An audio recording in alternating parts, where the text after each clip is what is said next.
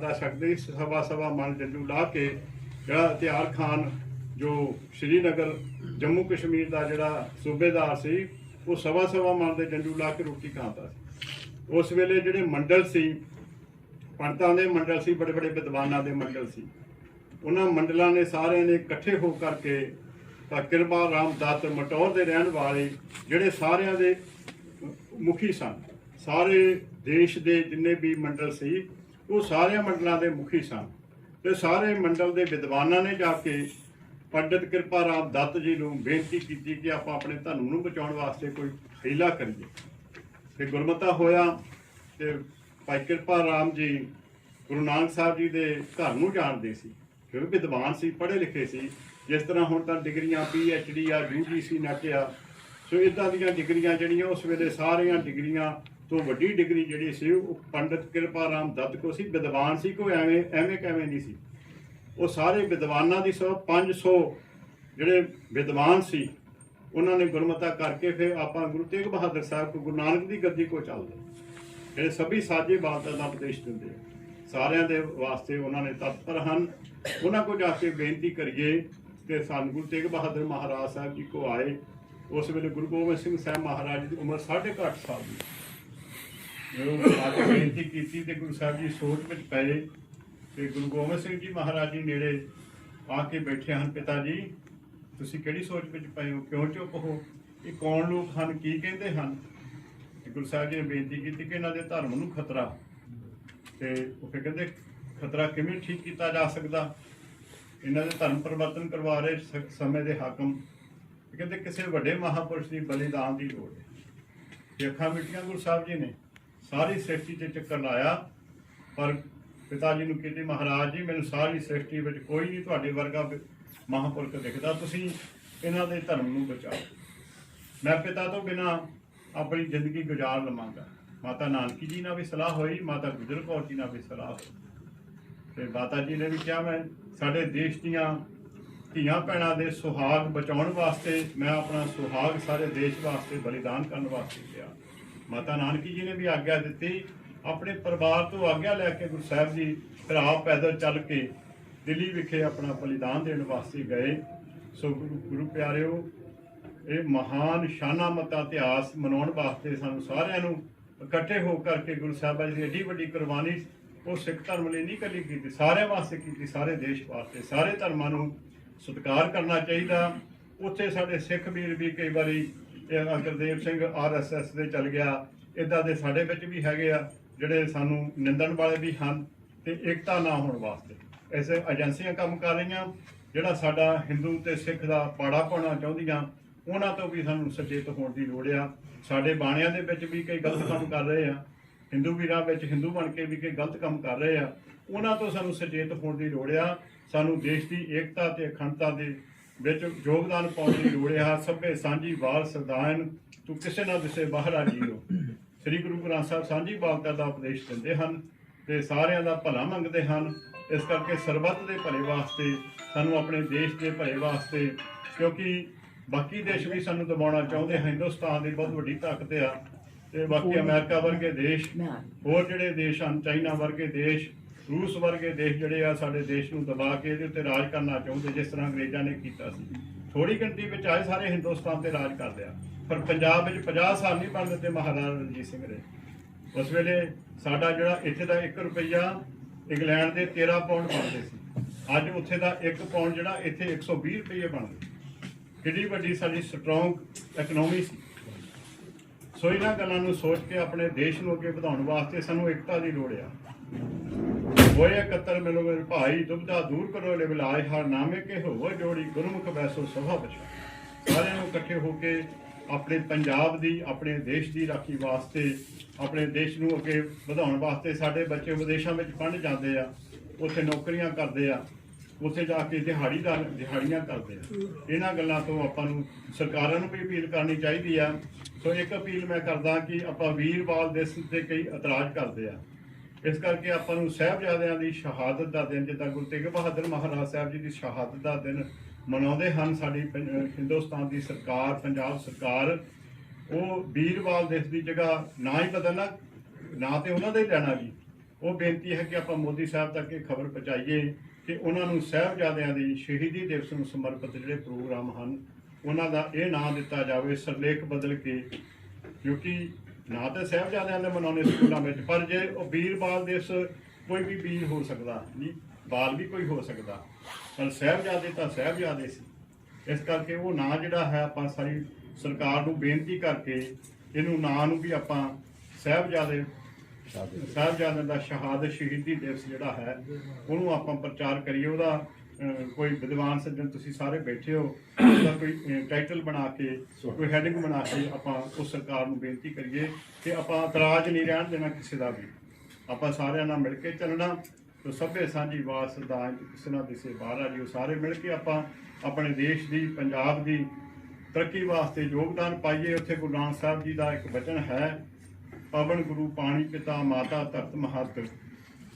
ਸੋ ਪਾਣੀ ਨੂੰ ਵੀ ਸੰਭਾਲਣ ਦੀ ਲੋੜ ਹੈ। ਸਾਡਾ ਪਾਣੀ ਵੀ ਦੂਸ਼ਿਤ ਹੋ ਰਿਹਾ, ਪਾਣੀ ਪੀਣ ਯੋਗ ਨਹੀਂ ਰਿਹਾ, ਧਰਤੀ ਵਿੱਚ ਡੂੰਘੇ ਬੋਰ ਕਰ ਕਰਕੇ ਪਾਣੀ ਕੱਢਿਆ ਜਾ ਰਿਹਾ। ਬਾਹਰਲੇ ਦੇਸ਼ਾਂ ਵਿੱਚ ਜਾਈਏ, ਉਹ ਧਰਤੀ ਦਾ ਪਾਣੀ ਬਹੁਤ ਘੱਟ ਵਰਤਦੇ। ਮੈਂ ਅਮਰੀਕਾ, ਕੈਨੇਡਾ, UK, ਦੁਬਈ, ਇਹਨਾਂ ਦੇਸ਼ਾਂ ਵਿੱਚ ਵੀ ਗਿਆ, ਉਹ ਪਾਣੀ ਦੀ ਬਹੁਤ ਸੰਭਾਲ ਕਰਦੇ। ਪਾਣੀ ਨੂੰ ਸਰਕਾਰਾਂ ਨੇ ਲਾਇਆ ਵੀ ਇਸ ਦਿਨ ਤੁਸੀਂ ਕੱਪੜੇ ਧੋਵੋਗੇ ਤੇ ਤੁਹਾਨੂੰ ਇੰਨੀ ਬਿਜਲੀ ਸਸਤੀ ਦਊਗੀ। ਸੈਚਰਡੇ ਸੰਡੇ ਜਿਹੜੀ ਆ ਬਿਜਲੀ ਸਸਤੀ ਆ, ਕਿਉਂਕਿ ਉਹ ਬਿਜਲੀ ਦੀ ਵੀ, ਊਰਜਾ ਦੀ ਵੀ ਬਚਤ ਕਰਦੇ ਆ ਔਰ ਉਹ ਪਾਣੀ ਦੀ ਵੀ ਬਚਤ ਕਰਦੇ ਆ। ਪਾਣੀ ਨੂੰ ਸੰਭਾਲਣ ਦੀ ਲੋੜ ਹੈ। ਗੁਰੂ ਨਾਨਕ ਸਾਹਿਬ ਮਹਾਰਾਜ ਨੇ ਪਹਿਲਾਂ ਸਾਨੂੰ, ਅੱਜ ਤੋਂ 557 ਸਾਲ ਪਹਿਲਾਂ ਹੀ ਸਾਨੂੰ ਇਹ ਕਰ ਦਿੱਤਾ ਕਿ ਪਵਨ ਗੁਰੂ ਪਾਣੀ ਪਿਤਾ, ਪਾਣੀ ਪਿਤਾ ਹੈ। ਪਵਨ ਜਿਹੜੀ ਆਕਸੀਜਨ ਹੈ ਉਹਦੇ ਨਾਲ ਅਸੀਂ ਸਾਡੇ ਸਵਾਸ ਚੱਲਦੇ ਹਾਂ। ਜੇ ਸਾਡੀ ਹਵਾ ਸ਼ੁੱਧ ਹੋਵੇਗੀ, ਸਾਨੂੰ ਸਰਕਾਰਾਂ ਨੂੰ ਵੀ ਇਹ ਬੇਨਤੀ ਕਰਨੀ ਚਾਹੀਦੀ ਆ ਕਿ ਪੋਲੂਸ਼ਨ ਨੂੰ ਬਚਾਉਣ ਵਾਸਤੇ, ਪੋਲੂਸ਼ਨ ਤੋਂ ਬਚਣ ਵਾਸਤੇ ਸਾਨੂੰ ਵੱਧ ਤੋਂ ਵੱਧ ਦਰਖਤ ਲਾਉਣੇ ਚਾਹੀਦੇ ਆ। ਤੇ ਸਰਕਾਰ ਲਾ ਵੀ ਰਹੀ ਆ, ਪਰ ਬਹੁਤ ਸਾਰੇ ਲੋੜ ਆ ਜੇ ਬਹੁਤ ਸਾਰੀ ਸਾਨੂੰ ਆਪਣੀ ਹਵਾ ਨੂੰ ਦੂਸ਼ਿਤ ਹੋਣ ਤੇ ਜਿਹੜੀਆਂ ਫੈਕਟਰੀਆਂ ਹਨ ਸਾਡੇ ਭਰਾਵਾਂ ਦੀਆਂ ਹੀ, ਉਹ ਵੀ ਉਹਨਾਂ ਨੂੰ ਲੱਖਾਂ ਲੋਕਾਂ ਨੂੰ ਰੁਜ਼ਗਾਰ ਮਿਲਿਆ, ਪਰ ਉਹਦੇ ਵਿੱਚ ਐਸੇ ਸਿਸਟਮ ਲਾਉਣੇ ਚਾਹੀਦੇ ਜਿਹੜੇ ਪੋਲੂਸ਼ਨ ਨੂੰ ਘੱਟ ਕਰਨ। ਦੂਸਰਾ, ਪਾਣੀ ਨੂੰ ਵੀ ਬਚਾਉਣ ਦੀ ਲੋੜ ਆ। ਤੀਸਰਾ, ਧਰਤੀ ਨੂੰ ਵੀ ਗੰਦਲੀ ਹੋਣ ਤੋਂ ਬਚਾਉਣਾ। ਧਰਤੀ ਮਾਤਾ ਹੈ, ਇਹਦੇ ਵਿੱਚ ਬੀਜ ਦਿਓ, ਕਣਕ ਦਾ ਇੱਕ ਦਾਣਾ ਬੀਜ ਦਿਓ ਤਾਂ 100 ਲੱਖਾਂ ਹੀ ਦਾਣੇ ਸਾਨੂੰ ਪੈਦਾ ਕਰਕੇ ਦਿੰਦੀ ਆ। ਅਸੀਂ ਜਿਸ ਤਰ੍ਹਾਂ ਦੀਵਾਲੀ ਦੇ ਦਿਨਾਂ ਵਿੱਚ ਦੁਕਾਨਦਾਰ ਆਪਣੇ ਗਹਿਣੇ ਵਗੈਰਾ ਆਪਣਾ ਸਮਾਨ ਸਜਾ ਕੇ ਰੱਖਦੇ ਆ, ਹੀਰੇ ਮੋਤੀ ਜਵਾਹਰਾਤ ਅੱਖਾਂ ਨੂੰ ਚੰਦਾਉਣ ਵਾਲੀ ਰੋਸ਼ਨੀ ਦੇ ਰਹੇ ਸਨ। ਉੱਥੇ ਲੈ ਕੇ ਸਾਹਿਬਜ਼ਾਦੇ ਤੁਹਾਡੇ ਹੋ ਸਕਦੇ, ਤੁਸੀਂ ਰਾਜ ਭਾਗ ਮਾਣੋਗੇ ਤੁਹਾਡੇ ਵਾਸਤੇ। ਸਾਹਿਬਜ਼ਾਦਾ ਨਹੀਂ, ਸਾਨੂੰ ਇਹਨਾਂ ਦੀ ਲੋੜ ਨਹੀਂ। ਫਿਰ ਲੈ ਕੇ ਅਸਤਬਲ ਵਿੱਚ ਘੋੜੇ ਸ਼ਿੰਗਾਰ ਕੇ ਰੱਖੇ, ਸੁਨਹਿਰੀ ਕਾਠੀਆਂ, ਸੋਨੇ ਦੀਆਂ ਕਾਠੀਆਂ, ਕੀਮਤੀ ਮੋਤੀਆਂ ਦੀਆਂ ਮਾਲਾ ਦੇ ਨਾਲ ਹਾਥੀ ਸ਼ਿੰਗਾਰੇ ਹੋਏ। ਮਹਿਸੂਸ ਕਰਦੇ ਗੁਰੂ ਗੋਬਿੰਦ ਸਿੰਘ ਸਾਹਿਬ ਮਹਾਰਾਜ ਜੀ ਦੇ ਪੁੱਤਰ ਹਨ। ਹਾਥੀਆਂ ਤੇ ਘੋੜਿਆਂ ਦੇ ਨਾਲ ਪਿਆਰ ਰੱਖਦੇ ਹੋਣਗੇ, ਸ਼ਾਇਦ ਲਾਲਚ ਵਿੱਚ ਆ ਜਾਣ ਘੋੜਿਆਂ ਤੇ ਚੜ੍ਹਨ ਵਾਸਤੇ। ਇੰਨੇ ਸੁੰਦਰ ਘੋੜੇ, ਬੜੇ ਬੜੇ ਕੀਮਤੀ ਘੋੜੇ ਤੇ ਕੀਮਤੀ ਉਹਨਾਂ ਦਾ ਸ਼ਿੰਗਾਰ ਕੀਤਾ ਹੋਇਆ ਹੈ, ਪਰ ਸਾਹਿਬਜ਼ਾਦਿਆਂ ਨੇ ਸਿਰ ਫੇਰ ਦਿੱਤਾ। ਪਹਿਲੇ ਦਿਨ ਬੜਾ ਨਰਮੀ ਨਾਲ ਪੇਸ਼ ਆਇਆ, ਤੇ ਦੂਸਰੀ ਪੇਸ਼ੀ 12 ਪੋਹ ਨੂੰ ਜਿਹੜੀ ਹੋਈ, ਉਹਦੇ ਸਾਹਿਬਜ਼ਾਦਿਆਂ ਨੂੰ ਪਹਿਲਾਂ ਮਨਾਇਆ ਗਿਆ ਵੀ ਅਜੇ ਸਮਝ ਜਾਓ, ਬਹੁਤ ਵੱਡੀ ਸਜ਼ਾ ਤੁਹਾਨੂੰ ਦਿੱਤੀ ਜਾਊਗੀ, ਨਹੀਂ ਤਾਂ ਸਾਡੇ ਧਰਮ ਵਿੱਚ ਆ ਜਾਓ। ਤੁਹਾਡਾ ਪਿਤਾ ਵੀ ਮਾਰਿਆ ਗਿਆ, ਤੁਹਾਡੇ ਭਰਾ ਵੀ ਮਾਰੇ ਗਏ, ਤੁਸੀਂ ਵੀ ਮਾਰੇ ਜਾਓਗੇ। ਜੇ ਤੁਸੀਂ ਸਾਡੇ ਦੀਨ ਵਿੱਚ ਆ ਜਾਓਗੇ, ਰਾਜ ਭਾਗ ਭੋਗੋਗੇ। ਪਰ ਸਾਹਿਬਜ਼ਾਦੇ ਟਸ ਤੋਂ ਮਸ ਨਹੀਂ ਹੋਏ, ਤੇ ਵੇ ਸਾਹਿਬਜ਼ਾਦਿਆਂ ਨੂੰ ਦਰਖਤ ਨਾਲ ਬੰਨ੍ਹ ਕੇ ਸ਼ਮਕਾਂ ਮਾਰੀਆਂ ਗਈਆਂ। ਪਿੰਡੇ ਤਾਂ ਪਹਿਲਾਂ ਹੀ ਠੰਡ ਦੇ ਨਾਲ ਨੀਲੇ ਹੋਏ ਸੀ ਸਾਹਿਬਜ਼ਾਦਿਆਂ ਦੇ ਮਾਸੂਮ ਜਿੰਦਾ ਕੋਮਲ ਸਰੀਰ, ਜਿਨ੍ਹਾਂ ਨੂੰ ਸ਼ਮਕਾਂ ਦੇ ਨਾਲ ਕੁੱਟਿਆ ਗਿਆ। ਪਰ ਇੱਥੇ ਬਸ ਨਹੀਂ, ਫਿਰ ਗਲੇਲੇ ਮਾਰੇ ਗਏ। ਬਾਬਾ ਫਤਿਹ ਸਿੰਘ ਸਾਹਿਬ ਦੀ ਅੱਖ ਤੇ ਗਲੇਲਾ ਲੱਗਿਆ ਤੇ ਅੱਖ ਵਿੱਚੋਂ ਖੂਨ ਵਗਿਆ ਹੈ ਤੇ ਅੱਖ ਜਿਹੜੀ ਉਹ ਬਾਹਰ ਨੂੰ ਆ ਗਈ। ਤੇ ਬਾਬਾ ਜੀ ਨੇ ਹੱਥ ਰੱਖੇ, ਹੱਥ ਵੀ ਨਹੀਂ ਰੱਖ ਸਕਦੇ, ਪਿਛਾਂ ਨੂੰ ਹੱਥ ਬੰਨੇ ਹੋਏ ਸੀ। ਫਿਰ ਇੱਥੇ ਬਸ ਨਹੀਂ, ਹੱਥਾਂ ਦੇ ਵਿੱਚ ਉਂਗਲਾਂ ਵਿੱਚ ਪਲੀਤੇ ਲਾ ਕੇ ਉਹਨਾਂ ਨੂੰ ਅੱਗ ਲਾ ਕੇ ਕੋਮਲ ਹੱਥ ਸਾੜੇ ਗਏ। ਜੇ ਮਹਿਸੂਸ ਕਰੀਏ ਗੱਲਾਂ ਕਰਨ ਦੀਆਂ ਆ, ਜੇ ਮਹਿਸੂਸ ਕਰੀਏ ਤੇ ਕਿੰਨਾ ਦੁੱਖ ਉਹਨਾਂ ਬੱਚਿਆਂ ਨੂੰ ਗੁਰੂ ਕੇ ਲਾਲਾਂ ਨੂੰ ਦਿੱਤਾ ਗਿਆ। ਇੱਥੇ ਬਸ ਨਹੀਂ, ਫਿਰ ਉਹਨਾਂ ਨੂੰ ਛੱਡ ਦਿੱਤਾ ਗਿਆ, ਜਾਓ ਮਾਤਾ ਨਾਲ ਸਲਾਹ ਕਰ ਲਓ, ਅਜੇ ਵੀ ਵੇਲਾ ਹੈ ਨੇ ਤੇ ਇਹ ਤੋਂ ਵੀ ਵੱਡੀ ਤੁਹਾਨੂੰ ਸਜ਼ਾ ਦਿੱਤੀ ਜਾਓ। ਸਾਹਿਬਜ਼ਾਦੇ ਮਾਤਾ ਜੀ ਕੋ ਗਏ, ਮਾਤਾ ਜੀ ਨੇ ਦੇਖਿਆ ਲਾਸ਼ਾਂ ਪਈਆਂ, ਆਪਣੇ ਹੱਥਾਂ ਦੇ ਨਾਲ ਉਹਨਾਂ ਨੂੰ ਪੜੋਸਿਆ ਹੈ, ਉਹਨਾਂ ਨੂੰ ਮਿਟਾਉਣ ਦੀ ਕੋਸ਼ਿਸ਼ ਕਰ ਰਹੀ ਹੈ ਮਾਂ ਗੁਜਰ ਕੌਰ। ਤੇ ਬਾਬਾ ਫਤਿਹ ਸਿੰਘ ਜੀ ਕਹਿੰਦੇ, ਮਾਤਾ ਜੀ ਅਸੀਂ ਆਪਣੇ ਦਾਦਾ ਗੁਰੂ ਵਾਂਗੂ ਚੜ੍ਹਦੀ ਕਲਾ 'ਚ ਰਹੇ, ਸਾਨੂੰ ਬੜਾ ਕੁੱਟਿਆ ਅੱਜ ਉਹਨਾਂ ਨੇ, ਬੜੀ ਸਜ਼ਾ ਦਿੱਤੀ, ਪਰ ਅਸੀਂ ਸੀ ਨਹੀਂ ਕੀਤੀ। ਸਾਧਨ ਹੇਤ ਇਤੀ ਜਨ ਕਰੀ, ਸਾਧਨ ਦਾ ਮਤਲਬ ਸਾਰਿਆਂ ਵਾਸਤੇ, ਜਿਹੜਾ ਇਹ ਸਾਕਾ ਕੀਤਾ ਸਾਰਿਆਂ ਵਾਸਤੇ ਕੀਤਾ, ਸਾਰੇ ਦੇਸ਼ ਵਾਸਤੇ, ਸਾਰੇ ਸਾਧੂ ਸੰਤਾਂ ਵਾਸਤੇ। ਸੀਸ ਦਿਆ ਪਰ ਸੀ ਨਾ ਉਚਰੀ, ਕਹਿੰਦੇ ਦਾਦਾ ਗੁਰੂ ਦਾ ਸਾਨੂੰ ਉਹ ਪਾਠ ਯਾਦ ਆ। ਤਿਲਕ ਜੰਜੂ ਰਾਖਾ ਪ੍ਰਭਤਾਂ ਕਾ ਕੀਨੋ ਵੱਡੋ ਕਲੂ ਮੈਂ ਸਾਕਾ, ਧਰਮ ਹੇਤ ਸਾਕਾ ਜਿਨ ਕੀਆ, ਸੀਸ ਦਿਆ ਪਰ ਸਿਰ ਨਾ ਦਿਆ। ਠੀਕਰ ਪੋਰ ਤਰੀਸ ਸਿਰ, ਪ੍ਰਪੁਰ ਕੀਆ ਪਿਆਨ, ਤੇਗ ਬਹਾਦਰ ਸੀ ਕਿਰਿਆ ਕਰੀ ਨਾ ਕਿਨਹੁਆਨ। ਕਿਸੇ ਤੋਂ ਵੀ ਇਹ ਕਿਰਿਆ ਕਰਨੀ ਹੋਈ, ਐਸਾ ਸਾਕਾ ਕਿਸੇ ਤੋਂ ਕਰ ਨਹੀਂ ਹੋਇਆ। ਉਹੀ ਸਾਕਾ ਗੁਰੂ ਸਾਹਿਬ ਜੀ ਦੇ ਪੋਤਰਿਆਂ ਨੇ ਕੀਤਾ, ਸੀ ਨਹੀਂ ਉਚਰੀ। ਤੇ ਮਾਤਾ ਜੀ ਨੇ ਰਾਤ ਸਾਰੀ ਪੜੋਸਦੇ ਰਹੇ। ਉੱਥੇ ਮੋਤੀ ਰਾਮ ਮਹਿਰੇ ਨੂੰ ਵੀ ਯਾਦ ਕਰਨਾ ਬਣਦਾ, ਜਿਹਨੇ ਹਕੂਮਤ ਤੋਂ ਚੋਰੀ ਆ ਕੇ ਦੁੱਧ ਪਿਲਾਉਣ ਦੀ ਸੇਵਾ ਕੀਤੀ, ਆਪਣੀ ਘਰਵਾਲੀ ਦੇ ਗਹਿਣੇ ਵੇਚ ਕੇ, ਗਹਿਣੇ ਵੱਢੀ ਦੇ ਕੇ ਸਾਹਿਬਜ਼ਾਦਿਆਂ ਨੂੰ ਦੁੱਧ ਪਿਲਾਉਣ ਦੀ ਸੇਵਾ ਕੀਤੀ। ਉੱਥੇ ਦੀਵਾਨ ਟੋਡਰਮਲ ਨੂੰ ਵੀ ਭੁਲਾਇਆ ਨਹੀਂ ਜਾ ਸਕਦਾ, ਜੇ ਸੋਨੇ ਦੀਆਂ ਮੋਹਰਾਂ ਖੜੀਆਂ ਕਰਕੇ ਉਹ ਮਹਿੰਗੀ ਧਰਤੀ ਸ੍ਰੀ ਫਤਿਹਗੜ੍ਹ ਸਾਹਿਬ ਜੀ ਦੀ ਜੋਤੀ ਸਰੂਪ ਦੀ ਐਸੀ ਮਹਿੰਗੀ ਧਰਤੀ, ਦੁਨੀਆ ਤੋਂ ਸਾਰੀ ਦੁਨੀਆ ਤੋਂ ਮਹਿੰਗੀ ਧਰਤੀ ਲੈ ਕਰਕੇ ਖਰੀਦ ਕਰਕੇ ਸਾਹਿਬਜ਼ਾਦਿਆਂ ਦਾ ਸੰਸਕਾਰ ਕੀਤਾ।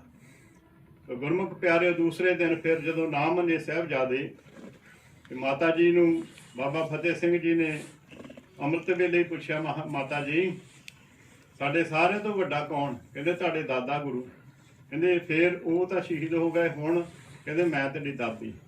ਕਹਿੰਦੇ ਹੁਣ ਮੇਰੇ ਨਾਲ ਕੌਣ ਜਾਂਦਾ? ਕਹਿੰਦੇ ਬਾਬਾ ਜੋਰਾਵਰ ਸਿੰਘ ਮੇਰੇ ਤੋਂ ਵੱਡਾ ਆ। ਪਰ ਇਹਨਾਂ ਨੂੰ ਇਹ ਬਚਨ ਕਹੋ ਵੀ ਜਦੋਂ ਬਾਕੀ ਸਵਾਲ ਕਰਨ ਸੁੱਚਾਨੰਦ ਕਰੇ, ਹੋਰ ਕੋਈ ਕਾਜ ਹੀ ਕਰੇ, ਉਦੋਂ ਇਹ ਜਵਾਬ ਦੇਈ ਜਾਣ। ਪਰ ਜਦੋਂ ਸੂਬਾ ਸਰਹੰਦ ਜਦੋਂ ਕੋਈ ਸਵਾਲ ਕਰੇ ਉਦੋਂ ਮੈਂ ਜਵਾਬ ਦੇਣਾ, ਮੈਨੂੰ ਆਗਿਆ ਲੈ ਦਿਓ ਵੱਡੇ ਵੀਰ ਤੋਂ। ਉਦੋਂ ਇਹ ਨਾ ਬੋਲੇ ਜਦੋਂ ਮੈਂ ਕਰਾਂ, ਉਦੋਂ ਇਹ ਨਾ ਬੋਲੇ ਜਦੋਂ ਇਹ ਬੋਲੂਗਾ ਉਦੋਂ ਮੈਂ ਨਹੀਂ ਬੋਲਣਾ। ਪਰ ਸੂਬੇ ਸਰਹੰਦ ਦੇ ਨਾਲ ਮੈਂ ਜਿਹੜੀ ਗੱਲਬਾਤ ਕਰਨੀ। ਕੜਕਵੇਂ ਜਵਾਬ ਬਾਬਾ ਫਤਿਹ ਸਿੰਘ ਸਾਹਿਬ ਜੀ ਨੇ ਸੂਬਾ ਸਰਹੰਦ ਨੂੰ ਦੇ ਕਰਕੇ ਆਪਣੀ ਸ਼ਹੀਦੀ ਦਾ ਰਾਹ ਪੱਧਰਾ ਕੀਤਾ। ਔਰ ਉਸ ਵੇਲੇ ਫਿਰ ਸਾਰੇ ਹੀਲੇ ਵਸੀਲੇ ਜਦੋਂ ਖਤਮ ਹੋ ਗਏ, ਬਹੁਤ ਸਾਰਾ ਵੱਡਾ ਲੰਮਾ ਇਤਿਹਾਸ ਹੈ, ਸੁਣਾਉਣ ਲੱਗੀ ਤਾਂ 2 ਦਿਨ ਲੱਗ ਜਾਣਗੇ, ਪਰ ਸਮੇਂ ਦਾ ਵੀ ਆਪਾਂ ਨੂੰ ਖਿਆਲ ਰੱਖਣਾ ਪੈਣਾ। ਤੇ ਉਸ ਵੇਲੇ ਫਿਰ ਨੀਹਾਂ ਵਿੱਚ ਚੁਣਨ ਦਾ ਹੁਕਮ ਦਿੱਤਾ। ਨੀਹਾਂ ਉਸਣ ਲੱਗੀਆਂ। ਬਾਬਾ ਫਤਿਹ ਸਿੰਘ ਜੀ ਛੋਟੇ ਸੀ, ਜਿਹੜੀ ਮਿਸਰ ਦੀ ਸੇਵਾ ਦਾਸ ਨੂੰ ਮਿਲੀ, ਸਾਹਿਬਜ਼ਾਦਾ ਬਾਬਾ ਫਤਿਹ ਸਿੰਘ ਸਾਹਿਬ ਜੀ ਦੇ ਮਿਸਰ ਦੀ ਸੇਵਾ ਦਾਸ ਨੂੰ ਮਿਲੇ, ਮੈਂ ਆਪਣੇ ਧੰਨ ਭਾਗ ਸਮਝਦਾ। ਬਾਬਾ ਫਤਿਹ ਸਿੰਘ ਸਾਹਿਬ ਜੀ ਛੋਟੇ ਸੀ ਨਾ ਕੱਦ ਵਿੱਚ, ਤੇ ਜਦੋਂ ਨੀਂਹ ਉਸਣ ਲੱਗੀ ਤੇ ਚੱਪੜੀਆਂ ਗੋਡਿਆਂ ਦੀਆਂ ਮੋਹਰੇ ਆਉਂਦੀਆਂ ਸੀ, ਚੱਪੜੀਆਂ ਨੂੰ ਛਿੱਲ ਕੇ ਇੱਟਾਂ ਲਾਈਆਂ ਨੇ। ਇਹ ਵੀ ਇੱਕ ਸਜ਼ਾ। ਬਾਬਾ ਜੋਰਾਵਰ ਸਿੰਘ ਸਾਹਿਬ ਜੀ ਦੀਆਂ ਚੱਪੜੀਆਂ ਨੂੰ ਛਿੱਲ ਕੇ ਫਿਰ ਇੱਟਾਂ ਲਾਈਆਂ ਗਈ। ਨੀਂਹ ਉਸਰ ਗਈ, ਕੰਧ ਉਸਰ ਗਈ, ਸਿਰ ਤੱਕ ਚਲ ਗਈ, ਉਤੋਂ ਵੱਧ ਕਰ ਦਿੱਤੀ ਗਈ। ਐਸਾ ਕੁਦਰਤ ਦਾ ਕਹਿਰ ਵਾਪਰਿਆ, ਜਿਸ ਤਰ੍ਹਾਂ ਗੁਰੂ ਤੇਗ ਬਹਾਦਰ ਮਹਾਰਾਜ ਸਾਹਿਬ ਜੀ ਦਾ ਜ਼ਿਕਰ ਕੀਤਾ ਕਿ ਤੂਫਾਨ ਆ ਗਿਆ, ਹਨੇਰੀ ਆ ਗਈ। ਇਸੇ ਤਰ੍ਹਾਂ ਸਮੇਂ ਧਰਤੀ ਵੀ ਕੰਬੀ ਹੈ। ਇੰਨਾ ਜ਼ੁਲਮ ਉਹਨਾਂ ਬੱਚਿਆਂ ਤੇ ਹੋਇਆ, ਜ਼ੁਲਮੋ ਸਿਤਮ ਹੋਇਆ, ਤੇ ਉਹਨਾਂ ਬੱਚਿਆਂ ਦੀ ਸ਼ਹਾਦਤ ਦਾ ਸਦਕਾ ਧਰਤੀ ਵੀ ਕੰਬੀ ਹੈ, ਧਰਤੀ ਵੀ ਭਾਰ ਨਹੀਂ ਸਹਾਰ ਸਕੀ। ਤੇਜ਼ ਜ਼ੋਰ ਦੀ ਹਵਾ ਚੱਲੀ ਹੈ, ਤੂਫਾਨ ਆਇਆ ਹੈ।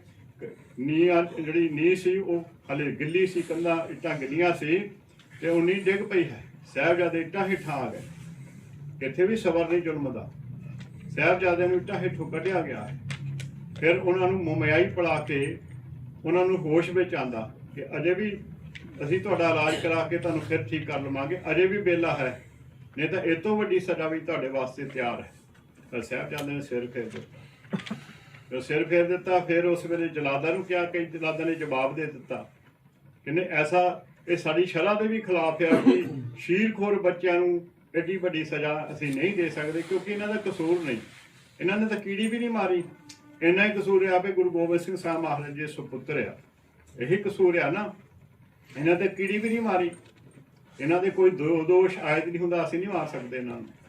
ਤੇ ਸ਼ਾਸਨ ਵੇਗ ਤੇ ਵਾਸ਼ਰ ਵੇਗ ਸਮਾਣੇ ਦੇ 2 ਜਲਾਦ ਆਏ ਹੋਏ ਸਾਨੂੰ, ਕੋਈ ਉਹਨਾਂ ਨੂੰ ਕਚਹਿਰੀ ਵਿੱਚ ਉਹਨਾਂ ਦਾ ਕੋਈ ਪੇਸ਼ੀ ਸੀ, ਤੇ ਉਸ ਵੇਲੇ ਸੂਬਾ ਸਰਹੰਦ ਨੇ ਫਿਰ ਉਹਨਾਂ ਨੂੰ ਵਰਤਿਆ। ਇਹਨੇ ਤੁਹਾਡੀ ਜਿਹੜੀ ਕੋਈ ਵੀ ਸਜ਼ਾ ਹੈ ਉਹਨੂੰ ਰਫਾ ਕਰ ਦਿੱਤਾ ਜਾਊਗਾ, ਤੇ ਤੁਸੀਂ ਇਹ ਜਿਹੜਾ ਇਹਨਾਂ ਨੂੰ ਕੋਹ ਕੇ ਸ਼ਹੀਦ ਕਰੋ। ਫਿਰ ਉਹਨਾਂ ਨੇ ਸਾਹਿਬਜ਼ਾਦਿਆਂ ਦੀਆਂ ਛਾਤੀਆਂ ਦੇ ਗੋਡੇ ਰੱਖ ਕੇ ਹੌਲੀ ਹੌਲੀ ਕਟਾਰ ਚਲਾਈ। ਸਾਹਿਬਜ਼ਾਦਾ ਬਾਬਾ ਜੋਰਾਵਰ ਸਿੰਘ ਸਾਹਿਬ ਜੀ ਛੇਤੀ ਸ਼ਹੀਦ ਹੋ ਗਏ। ਬਾਬਾ ਫਤਿਹ ਸਿੰਘ ਸਾਹਿਬ ਜੀ ਦੇ 12 ਮਿੰਟ ਪੈਰ ਹਿਲਦੇ ਰਹੇ, ਪਰ ਮੁਖ ਤੋਂ ਸੀ ਨਹੀਂ ਚਾਰੀ। ਸਾਧਨ ਹੇਤਿਤੀ ਜਨ ਕਰੀ, ਸੀਸ ਦਿਆ ਪਰ ਸੀ ਨਾ ਉਚਰੀ। ਐਸੇ ਗੁਰੂ ਕੇ ਲਾਲਾਂ ਦੀ ਸ਼ਹਾਦਤ ਫਿਰ ਰੰਗ ਲਿਆਈ। ਬਾਬਾ ਬੰਦਾ ਸਿੰਘ ਬਹਾਦਰ ਨੇ ਸਰਹਾਂ ਦੀ ਇੱਟ ਨਾ ਇੱਟ ਖੜਕਾ ਕਰਕੇ ਪਹਿਲੀ ਵਾਰੀ ਖਾਲਸਾ ਰਾਜ ਕਾਇਮ ਕੀਤਾ। 7 ਸਦੀਆਂ ਸਾਡਾ ਦੇਸ਼ ਗੁਲਾਮ ਰਿਹਾ, 700 ਸਾਲ ਕਹਿ ਲੈਣੇ।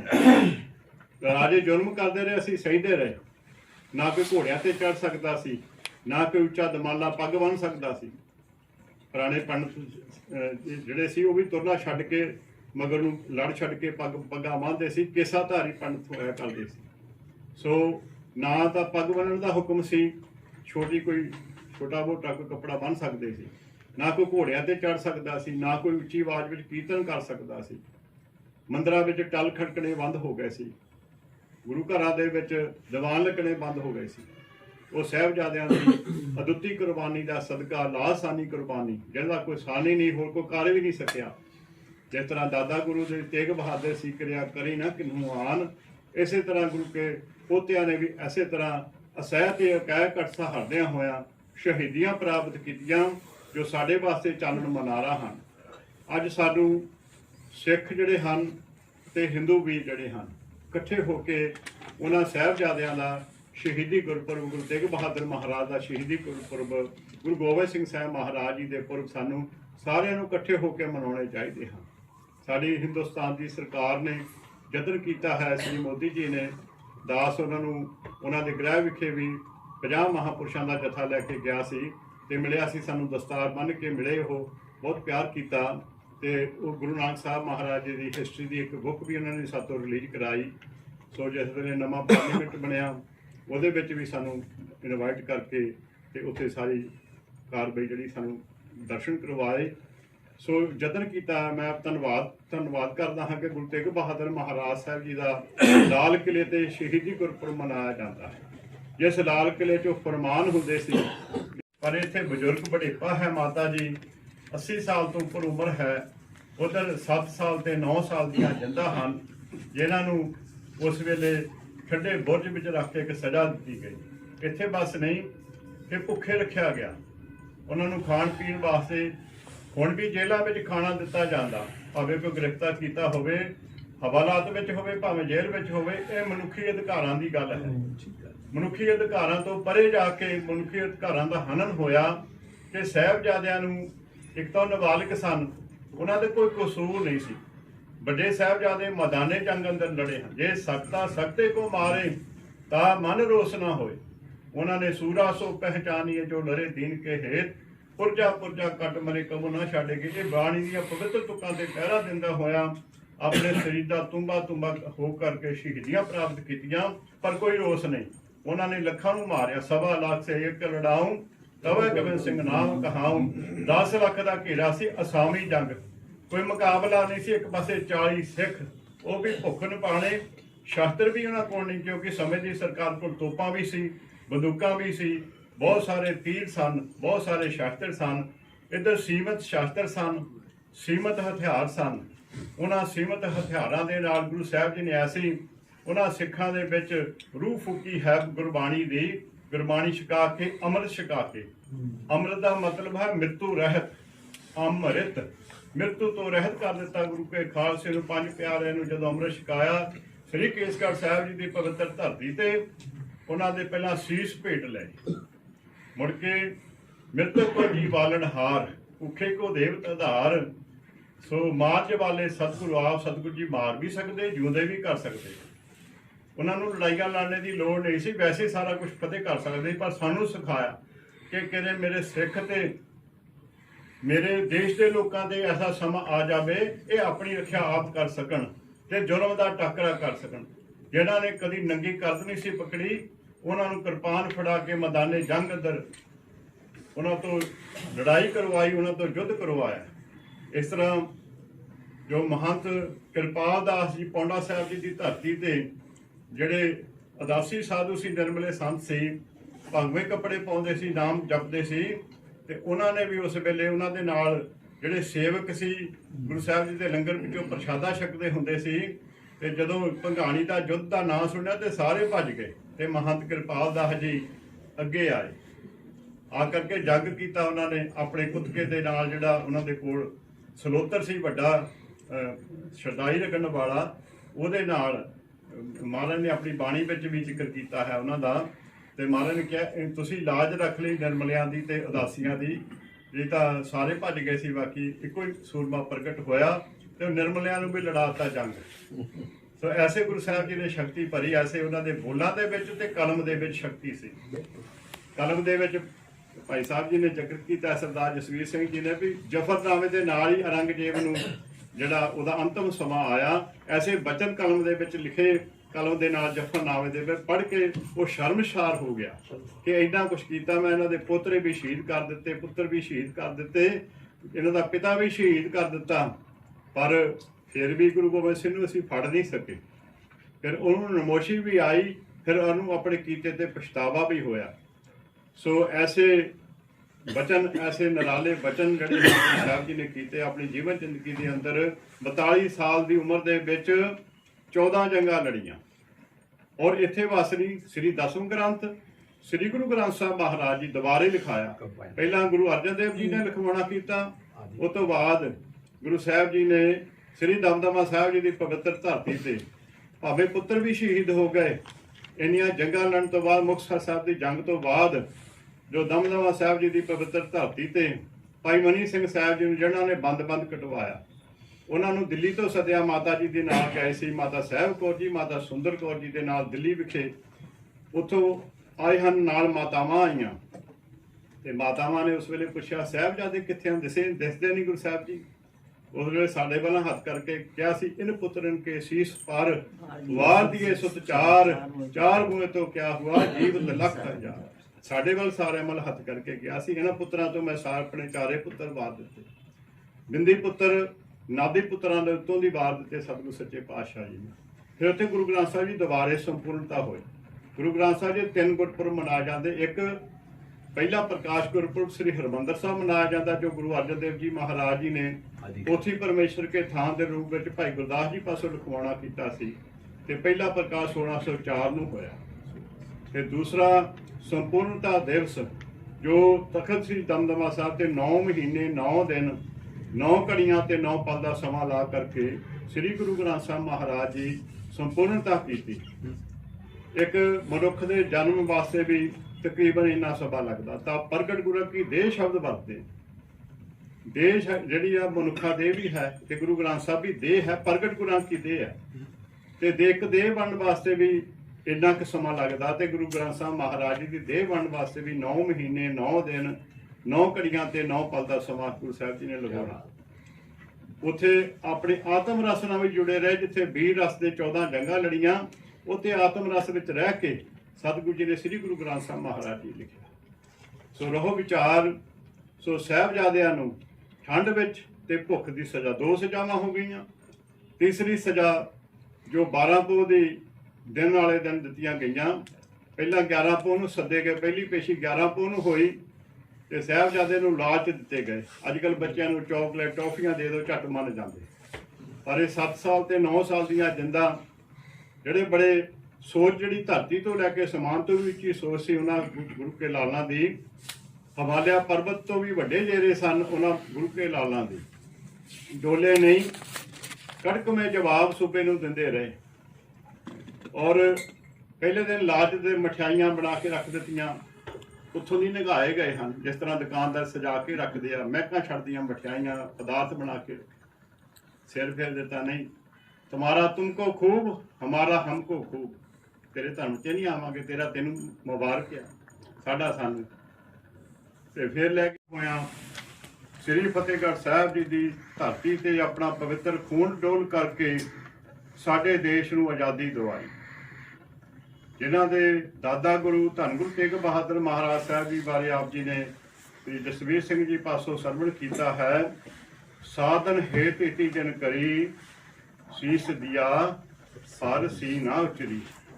ਗੁਰੂ ਸਾਹਿਬ ਜੀ ਦੇ ਨਾਲ 3 ਸਿੰਘ, ਭਾਈ ਸਾਹਿਬ ਭਾਈ ਮਤੀ ਦਾਸ ਜੀ, ਸ਼ਹੀਦ ਭਾਈ ਸਤੀ ਦਾਸ ਜੀ, ਸ਼ਹੀਦ ਭਾਈ ਦਇਆਲਾ ਜੀ।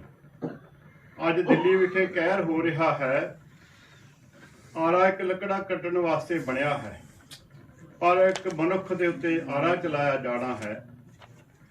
ਅੱਜ ਇੱਕ ਸਿੱਖ ਨੂੰ ਰੂਹ ਦੇ ਵਿੱਚ ਲਪੇਟ ਕੇ ਸਾੜਿਆ ਜਾਣਾ ਹੈ।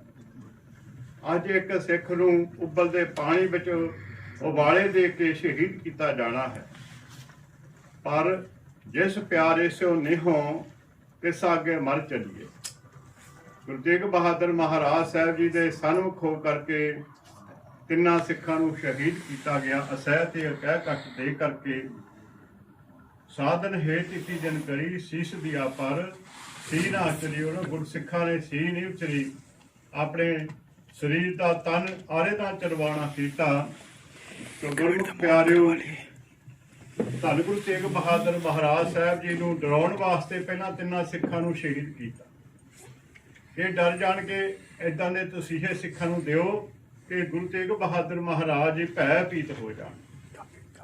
धन गुरु ओ रब आप सी, आप नारायण कला धार जग में परवरिओ, निरंकार आकार जोत जग मंडल करिओ। ओह तां रब आप ही धरती ते आया सी।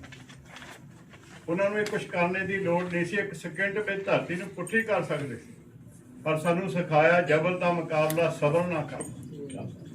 जिथे लोड़ पई उत्थे शस्त्र भी वरते। पंजवें पातशाह महाराज जी ने तत्ती तवी ते बैठ के तत्ता रेता सीस विच पवा के उबलते पानी विचों बाले खा के तेरा किया मीठा लागै हर नाम पदार्थ नानक मंगै। ये पवित्र गुरबाणी दियां तुकां नूं सिੱਖੀ दी प्रयोगशाला में सिद्ध करके दिखाया कि बाणी आदि सच जुगाद सच है भी सच नानक होसी भी सच। बाणी सदीव काल वास्ते सच है। और कला गुरु ग्रंथ साहब विच गुरबाणी लिखी नहीं गई, गुरु साहब जी ने आप भी ते गुरु के सिखा ने भी जिन्नी गुरबाणी लिखी उत्ते पहरा दिता।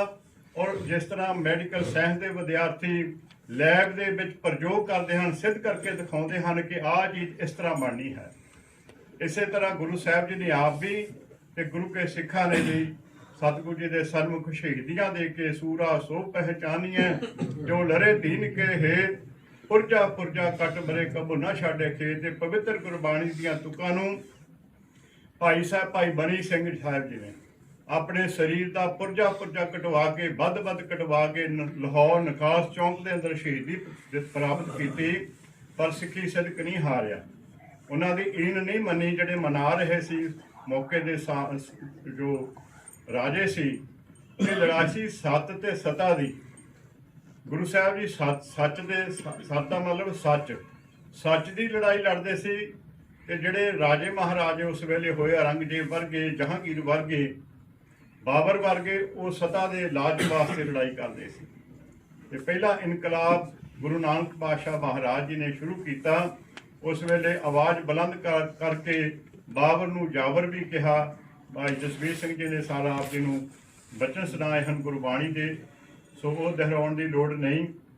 सो जिहड़ा मिशन गुरु नानक साहब तो शुरू होकर तत्तियां तवियां ते आया, तत्तियां तवियां तो शुरू होके फिर गुरु तेग बहादुर उन्होंने तो पहला छेवें पातशाह पंज प्याले पंज पीर छठम पीर बैठा गुर भारी अर्जुन काया पंच के मूरत हर गोबिंद सवारी चिल्ली पीढ़ी सोटियां रूप दिखावण बारो बारी दल भंजन गुर सूरमा वड़ योधा बहु परोपकारी।